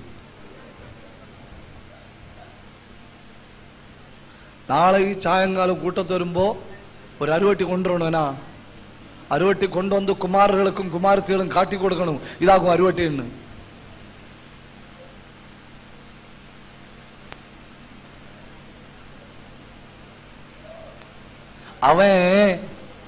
அவன் அருவட்டியில விதையும் கொண்டு வச்சுட்டு காவல் நிற்கிறான். இவங்க எப்படா தூங்கணும், இவங்க தூங்கினா டியூட்டியை முடிச்சுட்டு போலாமேன்னு இவங்க கண்ணை மூடி இருந்தாலும் ஹல்லேலூயா ஹல்லேலூயா ஹல்லேலூயா. நான் கண்ணை மூடி இருந்தேன், என் இருதயம் விழித்திருந்தது. இந்த ராத்திரி சபையை ஆவியானவர் தட்டி உணர்த்துகிறார், குடும்பங்களை ஆவியானவர் தட்டி உணர்த்துகிறார். விழிப்பாயிரு விழிப்பாயிரு விழிப்பாயிரு. குடும்பத்துக்குள்ள களைய விதைக்கும்படி, பிரிவினையை விதைக்கும்படி, போராட்டத்தை விதைக்கும்படி சத்துரு திட்டமிட்டு வாரா. விழிப்பாயிரு.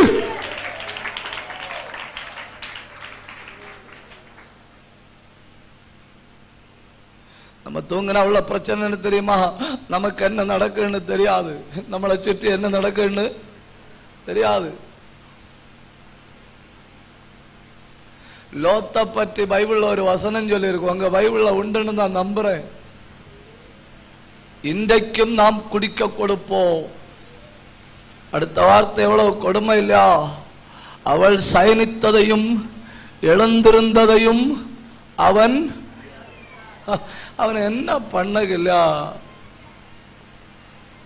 நான் சில நேரம் யோசிச்சு பார்ப்பேன்னா, அன்னைக்குள்ள அந்த பழைய ஏற்பாட்டு லோத்த போலதான் நம்முடைய வாழ்க்கையும். நம்ம குடும்பத்துல என்ன நடக்குன்னு நமக்கு தெரியல, நம்முடைய ஆவிக்குரிய வாழ்க்கையில என்ன நடக்குன்னு நமக்கு தெரியல, நம்முடைய தேசத்துல என்ன நடக்குன்னு நமக்கு தெரியல. என்னாச்சு? மயக்கப்பட்டு விட்டோம், மயக்கப்பட்டு விட்டோம். அப்படிப்பட்டவர்கள் மயக்கம் தெளிஞ்சு ஒரு நிமிஷம் நீ மயங்கினு வை, சத்துரு களைகளை விதைப்பா. தெய்வ சபை விழித்திருக்கணும், குடும்பங்கள் விழித்திருக்கணும், தேவ பிள்ளைகள் விழித்திருக்கணும். இல்ல உங்களுக்கு விழித்திருக்க முடியலையா? உங்களுக்கு அவ்வளவு ஆவிக்குரிய நித்திரை வருதுன்னா நீங்க ஏற்கனவே தூங்கி பாடுபட்ட ஆட்கள்கிட்ட போய் கேட்கணும். ஐத்திகு இன்னொருத்த உண்டு, பாவம் அவன் ஆத்மீகனாகும். அவன் சர்ச்சுக்கு வந்தான், அவன் சர்ச்சுக்கு வந்தான். சர்ச்சுக்கு வந்தவன் அவன் டிக்டாக் பையன்னு தோணுது. ஜன்னல் ஏறி இருந்தான். எங்க ஏறி இருந்தாய்? சர்ச்சுக்கு வந்தாய், ஜன்னல் ஏறி இருந்தாய். பிரசங்கி யாரு? பவுல். பவுல் எழும்பி நின்று வாய்ச்சு கீச்சினாரா, விழுந்தாய். பக்கத்துல இருந்த சகோதரிமாரு பார்க்கணும், கர்த்தாவே பிரசங்கம் தொடங்கினப்போ ஜன்னல்ல ஒருத்தன் இருந்தாய், அவனை காணலையேன்னு பார்க்கணும். அவனை காணல, ஐயோ அம்மோன்னு ஒரு சவுண்டும் வரல, ஆளை காணல. அவங்க உடனே சொல்லிச்சுன்னு பவுல்கிட்ட சொல்லிச்சுன்னு ஒரு டவுட்டு, ஜன்னல்ல இருந்த ஆளை காணல, உள்ள விழல்ல. அப்படின்னா உள்ள விழல்ல அப்படின்னா வெளியே விழுந்து ஆனும். 3 மாடி சபை. எத்தனை மாடி சபை? 3 மாடி சபை. பவுல் உடனே சொன்னாரு, சரி பிரசங்கத்துக்கு 5 நிமிஷம் பிரேக் விடுறேன், நமக்கு எலும்பி கீழே போய் ஒன்று தேடி பார்ப்போம். கீழே போய் தேடி பார்த்தா எலும்பு, கையெலும்பு ஆஸ்திரேலியாவில் கிடக்கு, கால் எலும்பு ஆப்பிரிக்காவில் கிடக்கு, மண்டவோட அண்டார்டிகாவில் கிடக்கு. பவுல் எல்லாம் கூட சேர்த்து வாரி வச்சுட்டு ஒற்ற ஜபம். பவுல் ஜபம் பண்ணின உடனே நல்ல பாக்கியம் என்ன, அன்னு பவுல் பிரசங்கத்துக்கு வந்ததுனால இவன் பிழைச்சான். நான் எல்லாம் பிரசங்கத்துக்கு போயிருந்தேன்னு வைங்க, ஜோதி தோன்றும் ஒரு தேசம் உண்டு.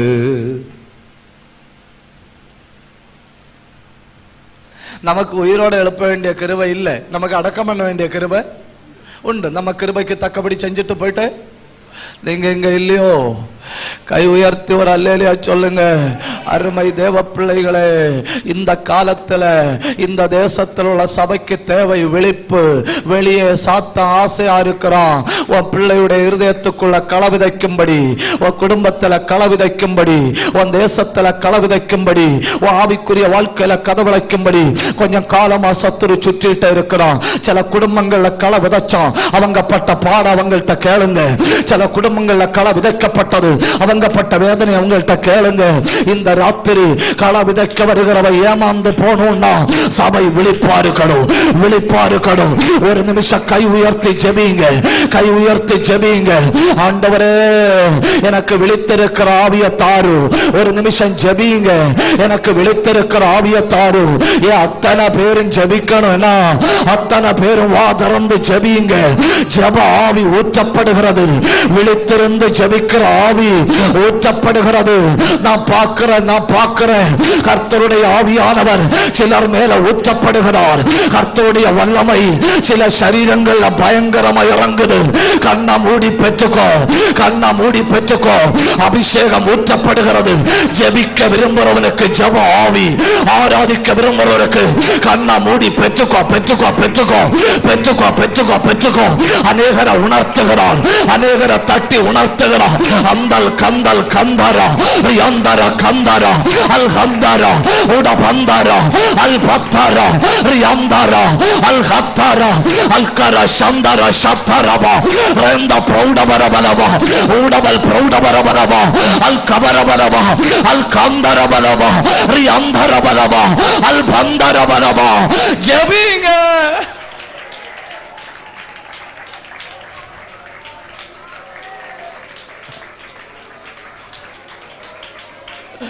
கவனிங்க, கவனிங்க. தேவ பிள்ளைகள் கௌரவமா எடுக்கணும். ஒரு 5 நிமிஷம் உதாசீனமா இருந்தோன்னு வைங்க, அவன் களை வச்சுட்டு போவான். பின்ன ஆயுசு மொத்தம் வேதனைப்பட வேண்டி வரும். ஒரு 10 நிமிஷம் கவனக்குறைவா இருந்தோன்னு வைங்க, அவன் களை விதைச்சிட்டு போவான். பின்ன வாழ்நாள் எல்லாம் வேதனைப்பட வேண்டி வரும். நாம ஆண்டவரை பார்த்து கேட்க போறோம். எதை கேட்க போறோம் தெரியுமா? கனநித்திரையின் ஆவிய என்னை விட்டு துரத்தி எனக்கு ஒரு ஜெப ஆவி தாரும் ஆண்டவரே. அத்தனை பேரும் தெய்வத்தை பார்த்து கேளுங்க. இந்த கூடுகையில இருக்கிற சிலருக்கு ஜெபிக்கணும்னு விருப்பம் உண்டு, ஆனா ஜெபிக்க முடியல. காலையில எழும்பி முழங்கால நிக்கணும்னு விருப்பம் உண்டு, ஆனா முடியல. போராடுகிறது ஒரு வகையான கனநித்திரையின் ஆவி. கர்த்தர் இப்போ அந்த ஆவியை கடிந்து கொள்ளுகிறார், அந்த ஆவியை கடிந்து கொள்ளுகிறார். விடுதலை பெற்றுக்கோ, விடுதலை பெற்றுக்கோ, விடுதலை பெற்றுக்கோ. அல்பர ஹந்தரபா யந்தரபா உடபந்தரபா அல் ஹத்தரபா யந்தரபா.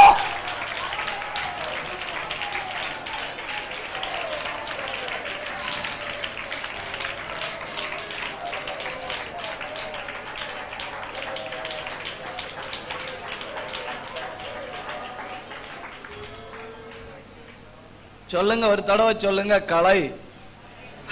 என்ன கஷ்டம் இல்லை, இதுக்கு நான் கேட்காமலே இருந்திருக்கலாம்ல. சொல்லுங்க, களை.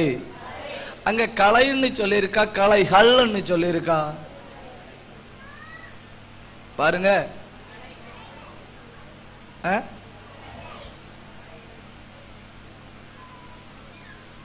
என்ன சொல்லிருக்கு? களை சிங்குலரா ப்ளூரலா? ப்ளூரல். அப்படின்னா ரொம்ப இல்லையா? கலைகளுக்கு கிரீக்கில் என்ன தெரியுமா? நான் சொன்னா நீங்க சொல்லுவீங்களா? சொல்லுவீங்களா? நல்லா இருக்குண்ணா.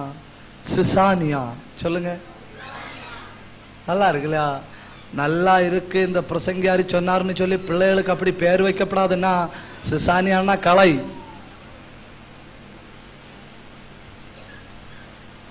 சிசானியான்னா களை. கலைக்கு கிரேக்க மொழியில் என்ன?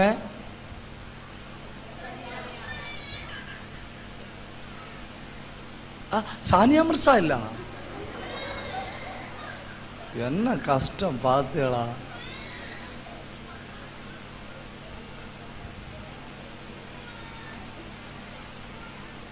கலைக்கு கிரேக்க மொழியில் என்ன? சிசானியா. இன்னொரு வார்த்தை கூட உண்டு, அதுவும் கூட சொல்லட்டா? சுனிமி. சொல்லுங்க. அவ 2 வார்த்தை கலைக்கு கிரேக்க மொழியில் என்னெல்லாம்? சிசானியா, சுனிமி. சிசானியான்னா அதுக்கு அர்த்தம் என்ன தெரியுமா? லஸ்ட். சிசானியான்னா என்ன? லஸ்ட். இனி அடுத்த பிரச்சனை லஸ்ட்னா என்ன? அருவட்டி தெரியாது இல்லையா பாப்பா? You know what is the meaning of lust? I don't know. உங்களுக்கு தெரியுமா? யாருக்காவது தெரியுமா? யாருக்காவது தெரியுமா? நீங்க பேசுனா நான் 9:30 முடிக்க முயற்சி பண்ணுவேனா? நான் ஜாமீன் வாங்க தேவையில்லை. ஏன்னா ஏற்கனவே ஐயா சொன்னாரு இது 10 மணிக்கு ஒன்று நிற்காதுன்னு.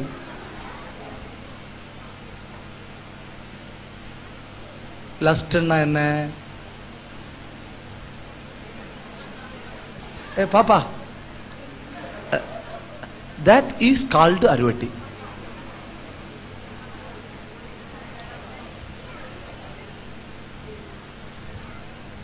நான் இவ்வளவு கஷ்டப்பட்டு மேடையில் நின்று ஊழியம் செஞ்சுட்டு இருக்கும்போ அங்க இருந்து அருவட்டி தேடிட்டு இருந்திருக்கு.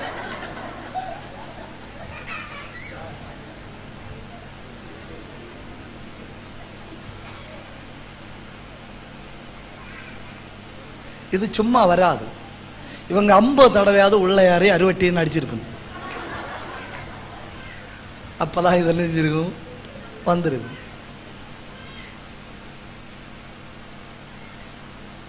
கலைக்கு கிரேக்க வார்த்தையின் அர்த்தம் இச்சை. அப்படின்னா நிகழ்கால சபைக்கு விரோதமாய் போராடுகிற முதல் பாதாளத்தின் வாசல் இச்சை. நாம இப்ப கையை உயர்த்தி ஜெபிக்க போறோம். எதுக்கு ஜெபிக்க போறோம் தெரியுமா? தேசத்துல, சபையில, குடும்பத்துல போராடுகிற இச்சையின் ஆவிய ஆண்டவர் சுட்டரிக்கணும். அத்தனை பேரும் ஒண்ணு கை உயர்த்துங்க. அத்தனை பேரும் வாயை திறந்து ஜெபிங்க. அத்தனை பேரும் வாயை திறந்து ஜெபிங்க. பாதாளத்தின் வாசல் இச்சை என்கிற பெயர்ல தேசத்துல நடமாடி கொண்டிருக்கிற பொழுது இவ்வளவு தேவ பிள்ளைகள் ஒருமித்து ஜெபிக்கணும். எங்க குடும்பத்துல யாரையும் இச்சையின் ஆவி தொடாதிருப்பதாக. எங்க சபையில யாரையும் இச்சையின் ஆவி தொடாதிருப்பதாக. போராடி ஜெபிங்க. போராடி ஜெபி.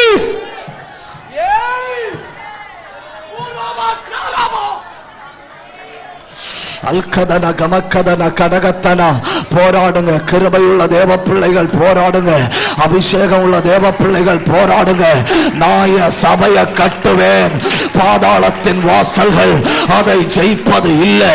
இச்சையின் ஆவி பிள்ளைகளை விட்டு ஓடுகிறது. இச்சையின் ஆவி குடும்பங்களை விட்டு ஓடுகிறது.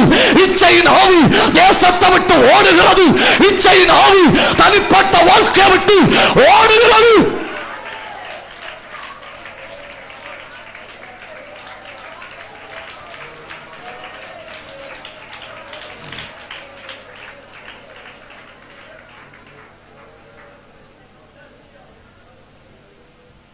பைபிள்ல ரொம்ப யுத்தம் நடக்காத ஒரு காலம் சாலமோனின் காலம். சாலமோனின் காலத்துல என்ன நடக்கல? பெரிய அளவுல யுத்தம் நடக்கல. அவன் ஞானி. அவன் யாரு? ஞானி. அவன் என்ன பண்ணான் தெரியுமா? யாரெல்லாம் இவனை அடிக்க வரக்கு வாய்ப்புண்டோ அந்த வீட்டுல ஒரு பெண்ணு கட்டினாய்.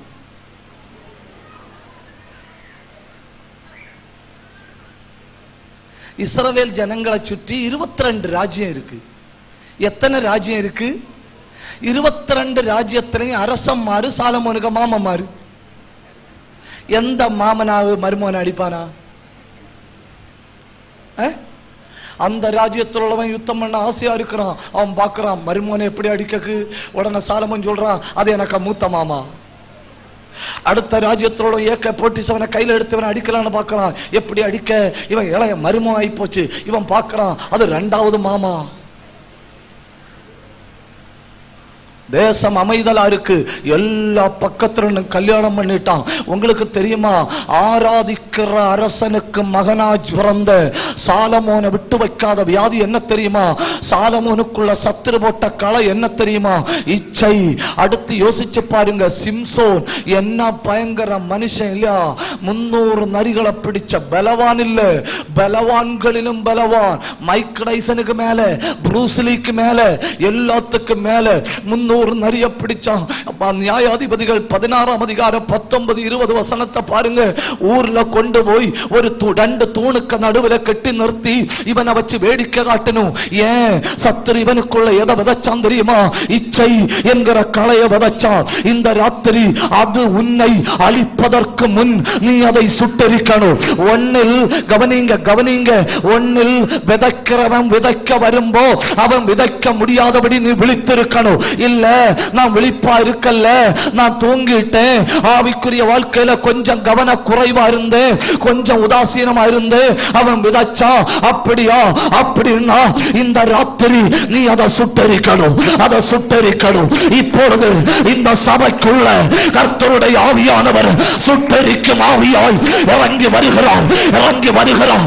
சில குடும்பங்களில் போராடுகிற இச்சையின் ஆவி எரியுது, சில வீடுகளில் போராடுகிற இச்சையின் ஆவி எரியுது. உடலபலவா அந்தரபலவா அல்கபரபலவா சில தனிப்பட்ட வாழ்க்கையில போராடுகிற கண்ணை மூடி விடுதலை பெற்றுக்கொள். எல்லாரும் கை தட்டி எல்லாரும் வாயை திறந்து விடுதலையை பெற்றுக்கொள்ளுங்க, விடுதலையை பெற்றுக்கொள்ளுங்க. அல் பரபரபரவா அந்தரபலவா உடவல் கபரபலவா அல் கத்தரபலவா அந்தரபலவா. கேளுங்க கேளுங்க, சுட்டரிக்கிற அபிஷேகம் ஆண்டவரை பார்த்து கேளுங்க. சுட்டரிக்கிற அபிஷேகம் ஆண்டவரை பார்த்து கேளுங்க. சுட்டரிக்கிற அபிஷேகம், சுட்டரிக்கிற அபிஷேகம், சுட்டரிக்கிற அபிஷேகம்.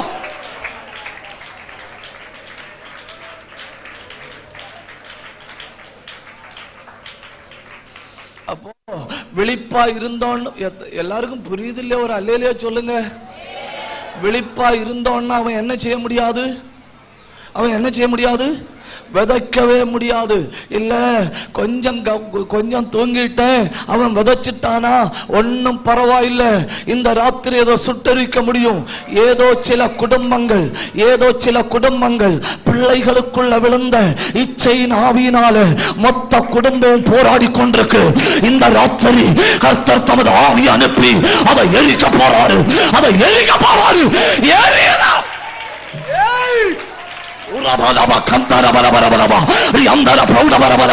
கண்ண மூடி கை தட்டி அது எரியுது, எரியுது தம்பி, அது எரியுது தங்கச்சி, அது எரியுது.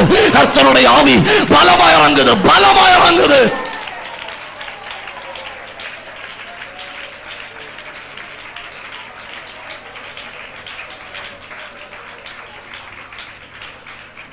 சில வீடுகளுக்குள்ள கவனிங்க, நல்ல ஜெபம் பண்ணி நல்ல கிருபை பெற்ற வீடுகள், அந்த வீடுகளுக்குள்ள இச்சையின் விதை விழுந்ததுனால அந்த வீட்டுல சமாதானம் இல்லை, அந்த வீட்டுல நிம்மதி இல்லை, அந்த வீட்டுல எந்நேரமும் சண்டையும் எந்நேரமும் எரிச்சலும். வெளியே சந்தோஷமா இருக்கிறீங்க, உள்ள போராடி கொண்டிருக்கிறீங்க.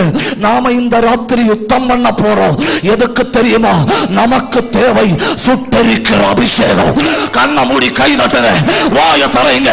ஆவியில நிரம்பி, ஆவியில நிரம்பி வலது பக்கம் இடது பக்கம் பார்க்காம கண்ண மூடி பெற்றுக்கோ. எரியுதுங்க. அத்தல் கந்தல் கவன கவன உடவல் கவன பிரௌட பத்தான அல் கந்தாரா ரியாந்தாரா அல் பந்தாரா உட பத்தாரா ரெண்டல் கபர பல பல பலவா. குடும்பங்கள்ல போராடுகிற இச்சையின் ஆவிகள் எரியுது.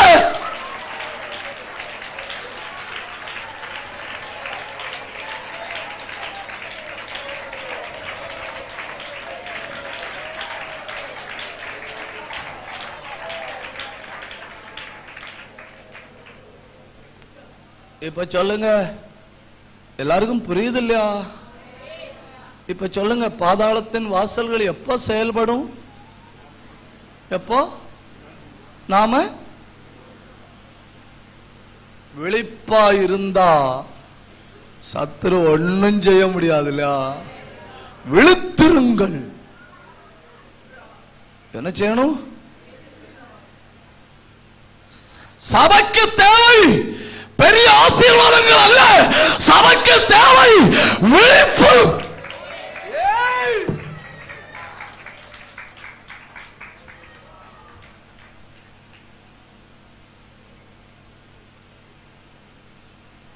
காலத்துல சபைக்கு என்ன தேவை? பேசுங்க. நான் ஏன் நீ கைவிடப்படுவதில்லை, நீ வெட்கப்படுவதில்லை, நீ அவமானப்படுவதில்லை, கேவலப்படுவதில்லை அப்படின்னு சொல்லாதனால உங்களுக்கு ஒரு மாதிரி இருக்கா? காரியத்தை காரியமாட்டு சொன்னா இல்ல நமக்கு பிரயோஜனப்படும். நான் ஒரு ராத்திரி இங்க வந்து பேசி பரலோகத்துல போகும்போது கொஞ்சம் பேர் பார்த்து சொல்லணும் இல்லையா, பாஸ்டர் அன்னைக்கு நீங்க வந்து பேசணும் எனக்கு பிரயோஜனமா இருந்துன்னு. அன்னைக்கு என் பக்கத்துல வந்து அன்னைக்கு நீ வந்து பேசி உண்மையை சொல்லாம என்ன பாதாளத்துல தள்ளிட்டேன்னு ஒரு ஆளு சொன்னா நான் இங்க வந்ததே வேஸ்ட் இல்லையா? நீங்க இங்க இல்லையோ? எப்ப பாதாளத்தின் வாசல்கள் கிரியை செய்யும்? ராஜ்யத்தின் பிள்ளைகள் தூங்கும் பொழுது. அப்ப நாம யாரு? நம்ம யாரு? இங்கிலீஷ்ல சொல்லுவீங்களா? சொல்லுவீங்களாக்கா? சொல்லுங்க. Children of the kingdom. என்ன கஷ்டம் இல்லையா? ஒரு தடவை சொல்லுங்க. நாம யாரு? நாட்டின் மன்னன் என் தகப்பன். ராஜா யாரு? யாரு? என் தகப்பனாக்கு ராஜா. அந்த ராஜ்யத்தின் புத்திரனாக்கு நான் தூங்க கூடாது.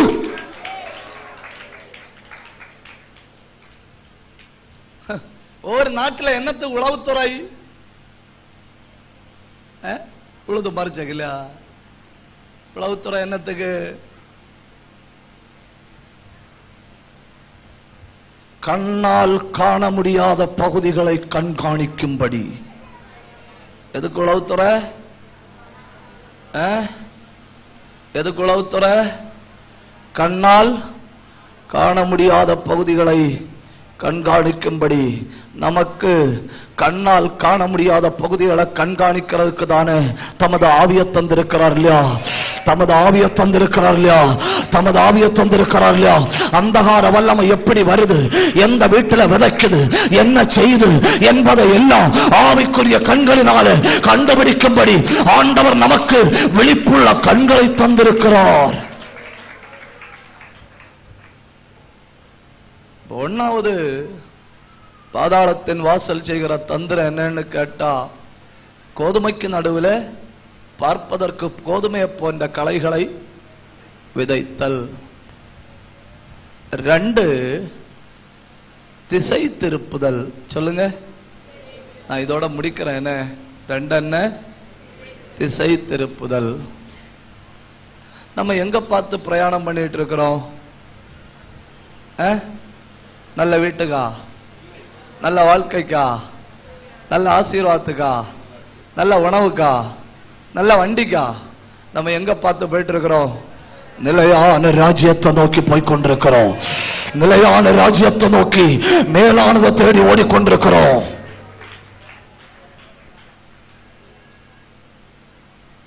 நம்ம எங்க இருந்தோன்னு நமக்கு தெரியுது. எவ்வளவு பெரிய ஆழமான பாவத்தில் இருந்தோன்னு நமக்கு தெரியுது. எப்படி நம்ம தூக்கினார்னு நமக்கு தெரியுது. அதற்காக அவர் என்ன விலை கொடுத்தாருன்னு நமக்கு தெரியுது. எப்படி நம்ம ரட்சித்தார்னு நமக்கு தெரியுது. நம்ம எங்க பார்த்து போறோம்னு நமக்கு தெரியுது. ஆனா நடுவில் சில வல்லமைகள் என்ன பண்ணு தெரியுமா? தந்திரமாய் நம்மை திசை திருப்பது. தந்திரமாய் நம்மை திசை திருப்பது. பாதாளத்தின் வாசல்கள் முதல்ல களம் விதைக்கும், 2வது திசை திருப்போம். 2வது என்ன பண்ணும்? திசை திருப்பு. நான் ஒரு நல்ல உதாரணம் சொல்லித்தாரேன். ஒரு ஜெயிலு. அந்த ஜெயில ஆயிரக்கணக்கில் கைதிகள். அந்த ஜெயில ஆயிரக்கணக்கில் கைதிகள். அங்க சாப்பாடு வைக்கிற 2 பேர். இந்த 2 பேர் என்ன பண்ணிச்சுன்னு தெரியுமா? இந்த ஆயிரக்கணக்கில் கைதிகளுக்கு மத்தியானம் கொடுக்க வேண்டிய சாப்பாட்டுக்கு அரிசி எடுத்து வெளியே விற்றணும். வெளியே விட்டுட்டு 100 பேருக்குள்ள சமையல் பண்ணி வச்சிடும். மத்தியானம் எல்லா கைதிகளும் பிளேட் எடுத்துட்டு லைன்ல நிக்கணும். ஆயிரக்கணக்கில் ஆட்கள் நிக்கணும். எத்தனை பேருக்கு சாப்பாடு? 100 பேருக்கு சாப்பாடு. தகையுமா? தகையாது. இப்ப பிரச்சனை. ஆனா இந்த ஆட்கள் எல்லாம் சேர்ந்து யாரை கொல்லணும்? இந்த 2 பேரையும் கொல்லணும். இந்த 2 பேரும் என்ன பண்ணிச்சுன்னு தெரியுமா? வரிசையில ஃப்ரண்ட்ல நின்ன 2 பேரை கூப்பிட்டணும். 2 பேரை கூப்பிட்டு சொல்லிச்சனும், உங்களுக்கு வயிறு நிறைய சாப்பாடுதெல்லாம், உங்களுக்கு வயிறு நிறைய சாப்பாடு இதெல்லாம். நீங்க 2 பேரும் அங்கோட்டு ஒதுங்கி நின்று அடி வைக்கிறது போல காட்டுங்க. எப்படி காட்டக்கு? அடி வைக்கிறது போல காட்டக்கு. 2 பேரும் பிளேட்டை வச்சனுமா, அங்கோட்டு ஒதுங்கிச்சுனுமா. இவங்க 2 பேருக்கு என்ன கிடைக்கும்னு சொல்லியிருக்கு? வயிறு நிறைய சாப்பாடு தரலான்னு சொல்லி இருக்கு. இவங்க 2 பேரும் மாறி மாறி அடி வைக்கிறது போல காட்டுச்சுனுமா. அடி வைக்கிறது போல காட்டின உடனே லைன்ல உள்ள மொத்த ஆளுகளும் பிடிச்சு வளர்க்க வந்துனுமா. கூட்ட அடியாச்சு. கூட்ட அடியாச்சு. பாதி ஆட்கள் அடி வைக்கணும், மீதி ஆட்கள் பிடிச்சு வளர்க்கணும். யாரும் சாப்பாடு வாங்க வரியில வரல. ஏன் வரியில வரல? சண்டபடிய கண்டு வயிறு நிறைஞ்சு, பிரச்சனைய கண்டு வயிறு நிறைஞ்சு. இதுதானே உண்மையில நடக்குது இல்லையா? ஆட்கள் நிக்கிற நோக்கம் வேற, அவங்களை திசை திருப்பி விடும்படி சத்துரு பண்ற செயல் வேற. கடைசியில யாருக்கும் பசி எடுக்கல. ஏன் யாருக்கும் பசி எடுக்கல? சண்டை பிடிச்சதுலையும் விளக்கு பிடிச்ச போனதுலையும் பெய் நின்னதுலையும் கண்டும் கொண்டும் நிறைஞ்சு, கண்டும் கொண்டும் நிறைஞ்சு. ஒன்னில் நான் நாளைக்கு பேசுவேன், ஒன்னில் களைய விதைப்பான், இல்லைன்னா தெய்வ ராஜ்யத்தின் கவனத்தில் இருந்து நம்மளை திசை திருப்புவான். 3 குறைத்து மதிப்பிடுதல். 1 களை விதைத்தல். எல்லாரும் கவனிக்கணும். 1 களை விதைத்தல், 2 கவனத்தை திசை திருப்புதல், 3 குறைத்து மதிப்பிடுதல். இப்ப என்னன்னு தெரியல. தெய்வ ராஜ்யத்துக்கு ஒரு மதிப்பு இல்லை, ஆவிக்குரிய காரியங்களுக்கு மதிப்பு இல்லை, பரலோகத்துக்கு மதிப்பு இல்லை, நித்திய ஜீவனுக்கு அடுத்த காரியங்களுக்கு மதிப்பு இல்லை. அவைகள் எல்லாம் என்ன செய்யப்படுது தெரியுமா? குறைத்து மதிப்பிடப்படுது. 1873 கவனிங்க, நான் இதோட முடிக்கிறேன். 1873 பர்சியா அப்படிங்கிற நாட்டை அரசாண்டு கொண்டிருந்த மன்னன் ஃபிரெடரிக் 3 அப்படிங்கிற அரசன் தன் நாட்டை காப்பாற்ற முடியல. அவன் நாடு பெரிய பெரிய பெரிய பிரச்சனையில அகப்பட்டு எங்கு பார்த்தாலும் தரித்திரம் தரித்திரம் தரித்திரம். அரசன கையில காசே இல்லை. அரசன் உடனே ஒரு அறிவிப்பை வெளியிட்டான். என்ன அறிவிப்பை வெளியிட்டான் தெரியுமா? என் ராஜ்யத்துல கையில தங்கம் உள்ளவர்கள், கவனிங்க, என் ராஜ்யத்துல கையில தங்கம் உள்ளவர்கள் தயவு செஞ்சு அரண்மனையில கொண்டு வந்து அந்த தங்கத்தை தரணும். நீங்க தங்கத்தை தந்தா அந்த தங்கத்துக்கு பதிலாக நான் ஒரு இரும்பு துட்டு தருவேன். நீங்க எதை தரணும்? தங்கத்தை தரணும். அந்த தங்கத்துக்கு பதில் நான் என்ன தருவேன்? ஒரு இரும்பு துட்டை தருவேன். அந்த இரும்பு துட்டுல நான் என்ன எழுதி தருவேன் தெரியுமா? 1873 நான் தங்கத்தை கொடுத்து இரும்பை பெற்றுக்கொண்டேன். எதை கொடுத்தேன்? தங்கத்தை கொடுத்தேன், இரும்பை பெற்றுக்கொண்டேன் அப்படின்னு ஒரு காயின்ல எழுதி நான் தருவேன். அந்த காயினை நீங்க களையாம வச்சுக்கிடணும். ஆயிரக்கணக்கில் ஆட்கள் போச்சணும். தங்க கையில இருந்த தங்கங்களை அரசனு கொடுத்தனும். அரசன் அதை வாங்கிட்டு அதுக்கு பதில் ஒரு இரும்பு காயினை எடுத்து அந்த இரும்பு காயின்ல தன்னுடைய முத்திரை இடிச்சிட்டு அதுல எழுதி கொடுக்கிறான். நீ 1873 தங்கத்தை தந்துவிட்டு இரும்பை வாங்கினாய் அப்படின்னு எழுதி கொடுக்கிறான். பல ஆட்கள் போவல்ல. ஏன் போவல்ல தெரியுமா? இது ஒரு ஏமாற்று. அரசன் நம்மளை ஏமாற்ற பார்க்கிறான். யாராவது இரும்ப தங்கத்தை கொடுத்து இரும்ப வாங்கணுமா அப்படின்னு நினைச்சு பல ஆட்கள் போவல்ல. ஆனா தைரியம் உள்ள ஆட்கள் போனாங்க. போய் தங்கத்தை கொடுத்து இரும்ப வாங்கிட்டு வந்தனும். 10 வருஷத்துக்குள்ள ராஜ்யம் உயர்ந்தது. ராஜ்யம் பெரிய பணக்கார நாடாச்சு. உடனே அரசன் சொன்னான், யாரெல்லாம் தங்கத்தை கொடுத்து இரும்பை வாங்கினேன் அப்படிங்கிற அந்த இரும்பு நாணயத்தை கையில வச்சிருக்கிறீங்களோ அவங்க எல்லாம் அரண்மனைக்கு வரணும். அவங்களுக்கு எல்லாம் மந்திரி, கேபினட், அரண்மனையில் உள்ள பெரிய பெரிய பொறுப்புகளை தரப்போறேன். பாத்தீங்களா? தங்கத்தை கொடுத்து இரும்ப வாங்கினப்போ மனிதர்கள் கேவலப்படுத்திச்சனும், மனிதர்கள் குறைச்சு மதிப்பிட்டனும், மனிதர்கள் பரிகாசம் பண்ணிச்சனும். ஆனா கொஞ்ச காலத்துக்குள்ள தங்கத்தை கொடுத்து இரும்ப வாங்கின மனிதர்களின் மதிப்பென்னு அந்த நாட்டில் உள்ளவர்கள் அறிந்து கொண்டார்கள்.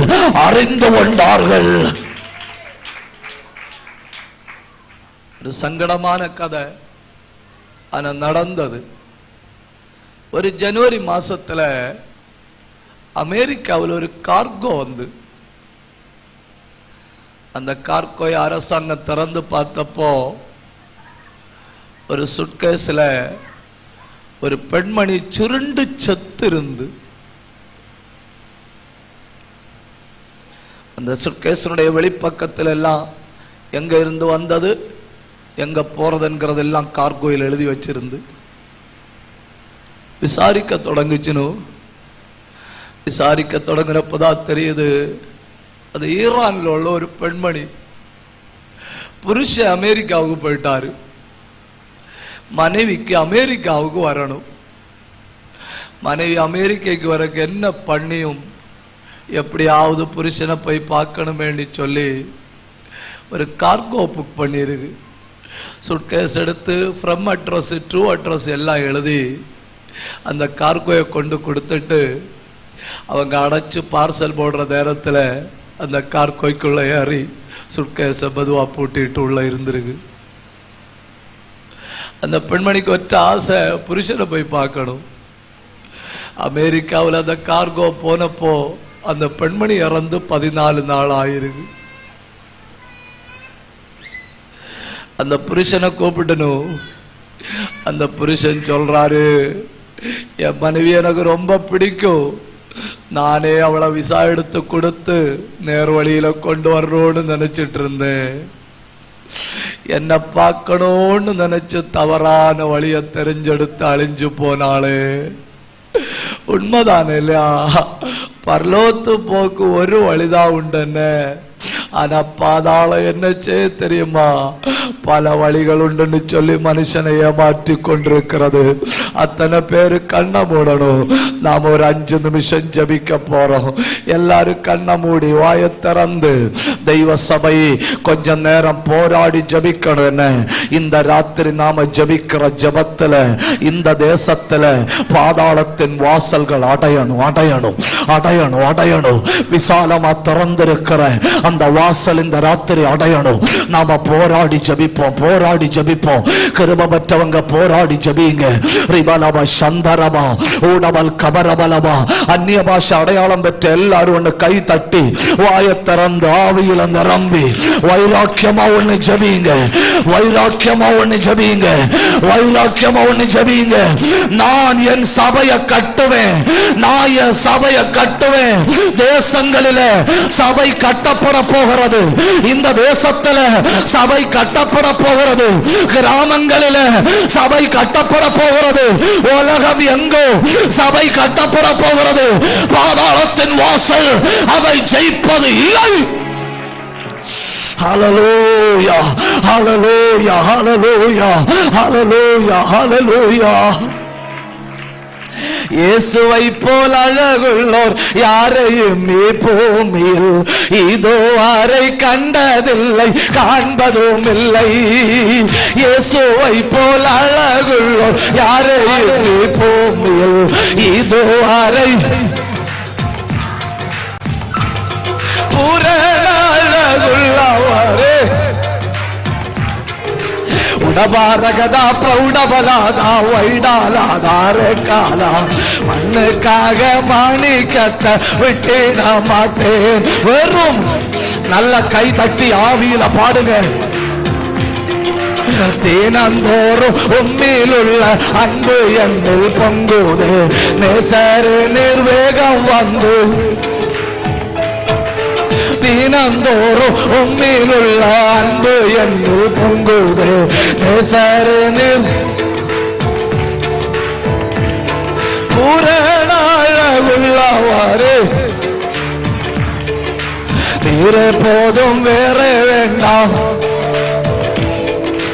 மண்ணுக்காக மாணிக்கத்தை விட்டிட மாட்டேன். வெறும் மண்ணுக்காக நீர்மேல் மோதும் கோமிழி போல் மின்னும் ஜடமோகமே வேகமாக என் மேல் வந்து மோதி அடித்தால். நீர்மேல் மோதும் வேகமாக என் மேல் வந்து மோதி அடித்தால் புரணாழகுள்ளவாறு நீரே போதும் வேறே வேண்டாம் எந்த நண்பர் இயேசுவே. மண்ணுக்காக மாணிக்கத்தை விட்டிட மாட்டேன் வெறும்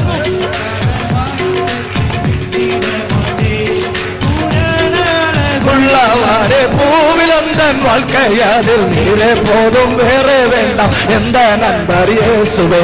மண்ணுக்காக மாணிக்கத்தை விட்டிட மாட்டேன் வெறும் மண்ணுக்காக மாணிக்கத்தை விட்டிட மாட்டேன். லோக சுகமென்மை எல்லாம் எந்தனை கவர்ச்சித்தால் பாவ சோதனைகள் எல்லாம் என்னை சோதித்தால்.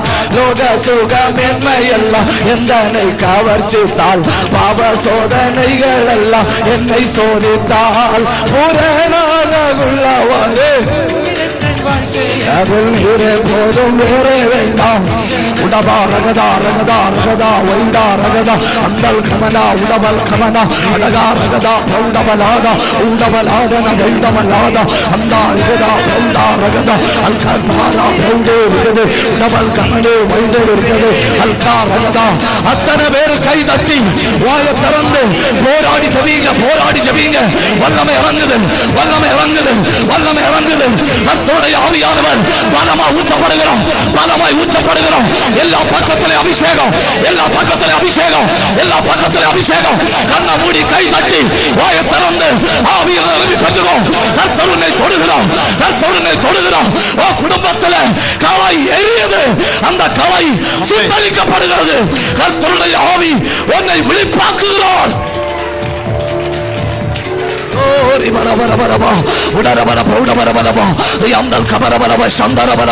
எல்லா பக்கம் அபிஷேகம், எல்லா பக்கம் அபிஷேகம், எல்லா பக்கம் அபிஷேகம்.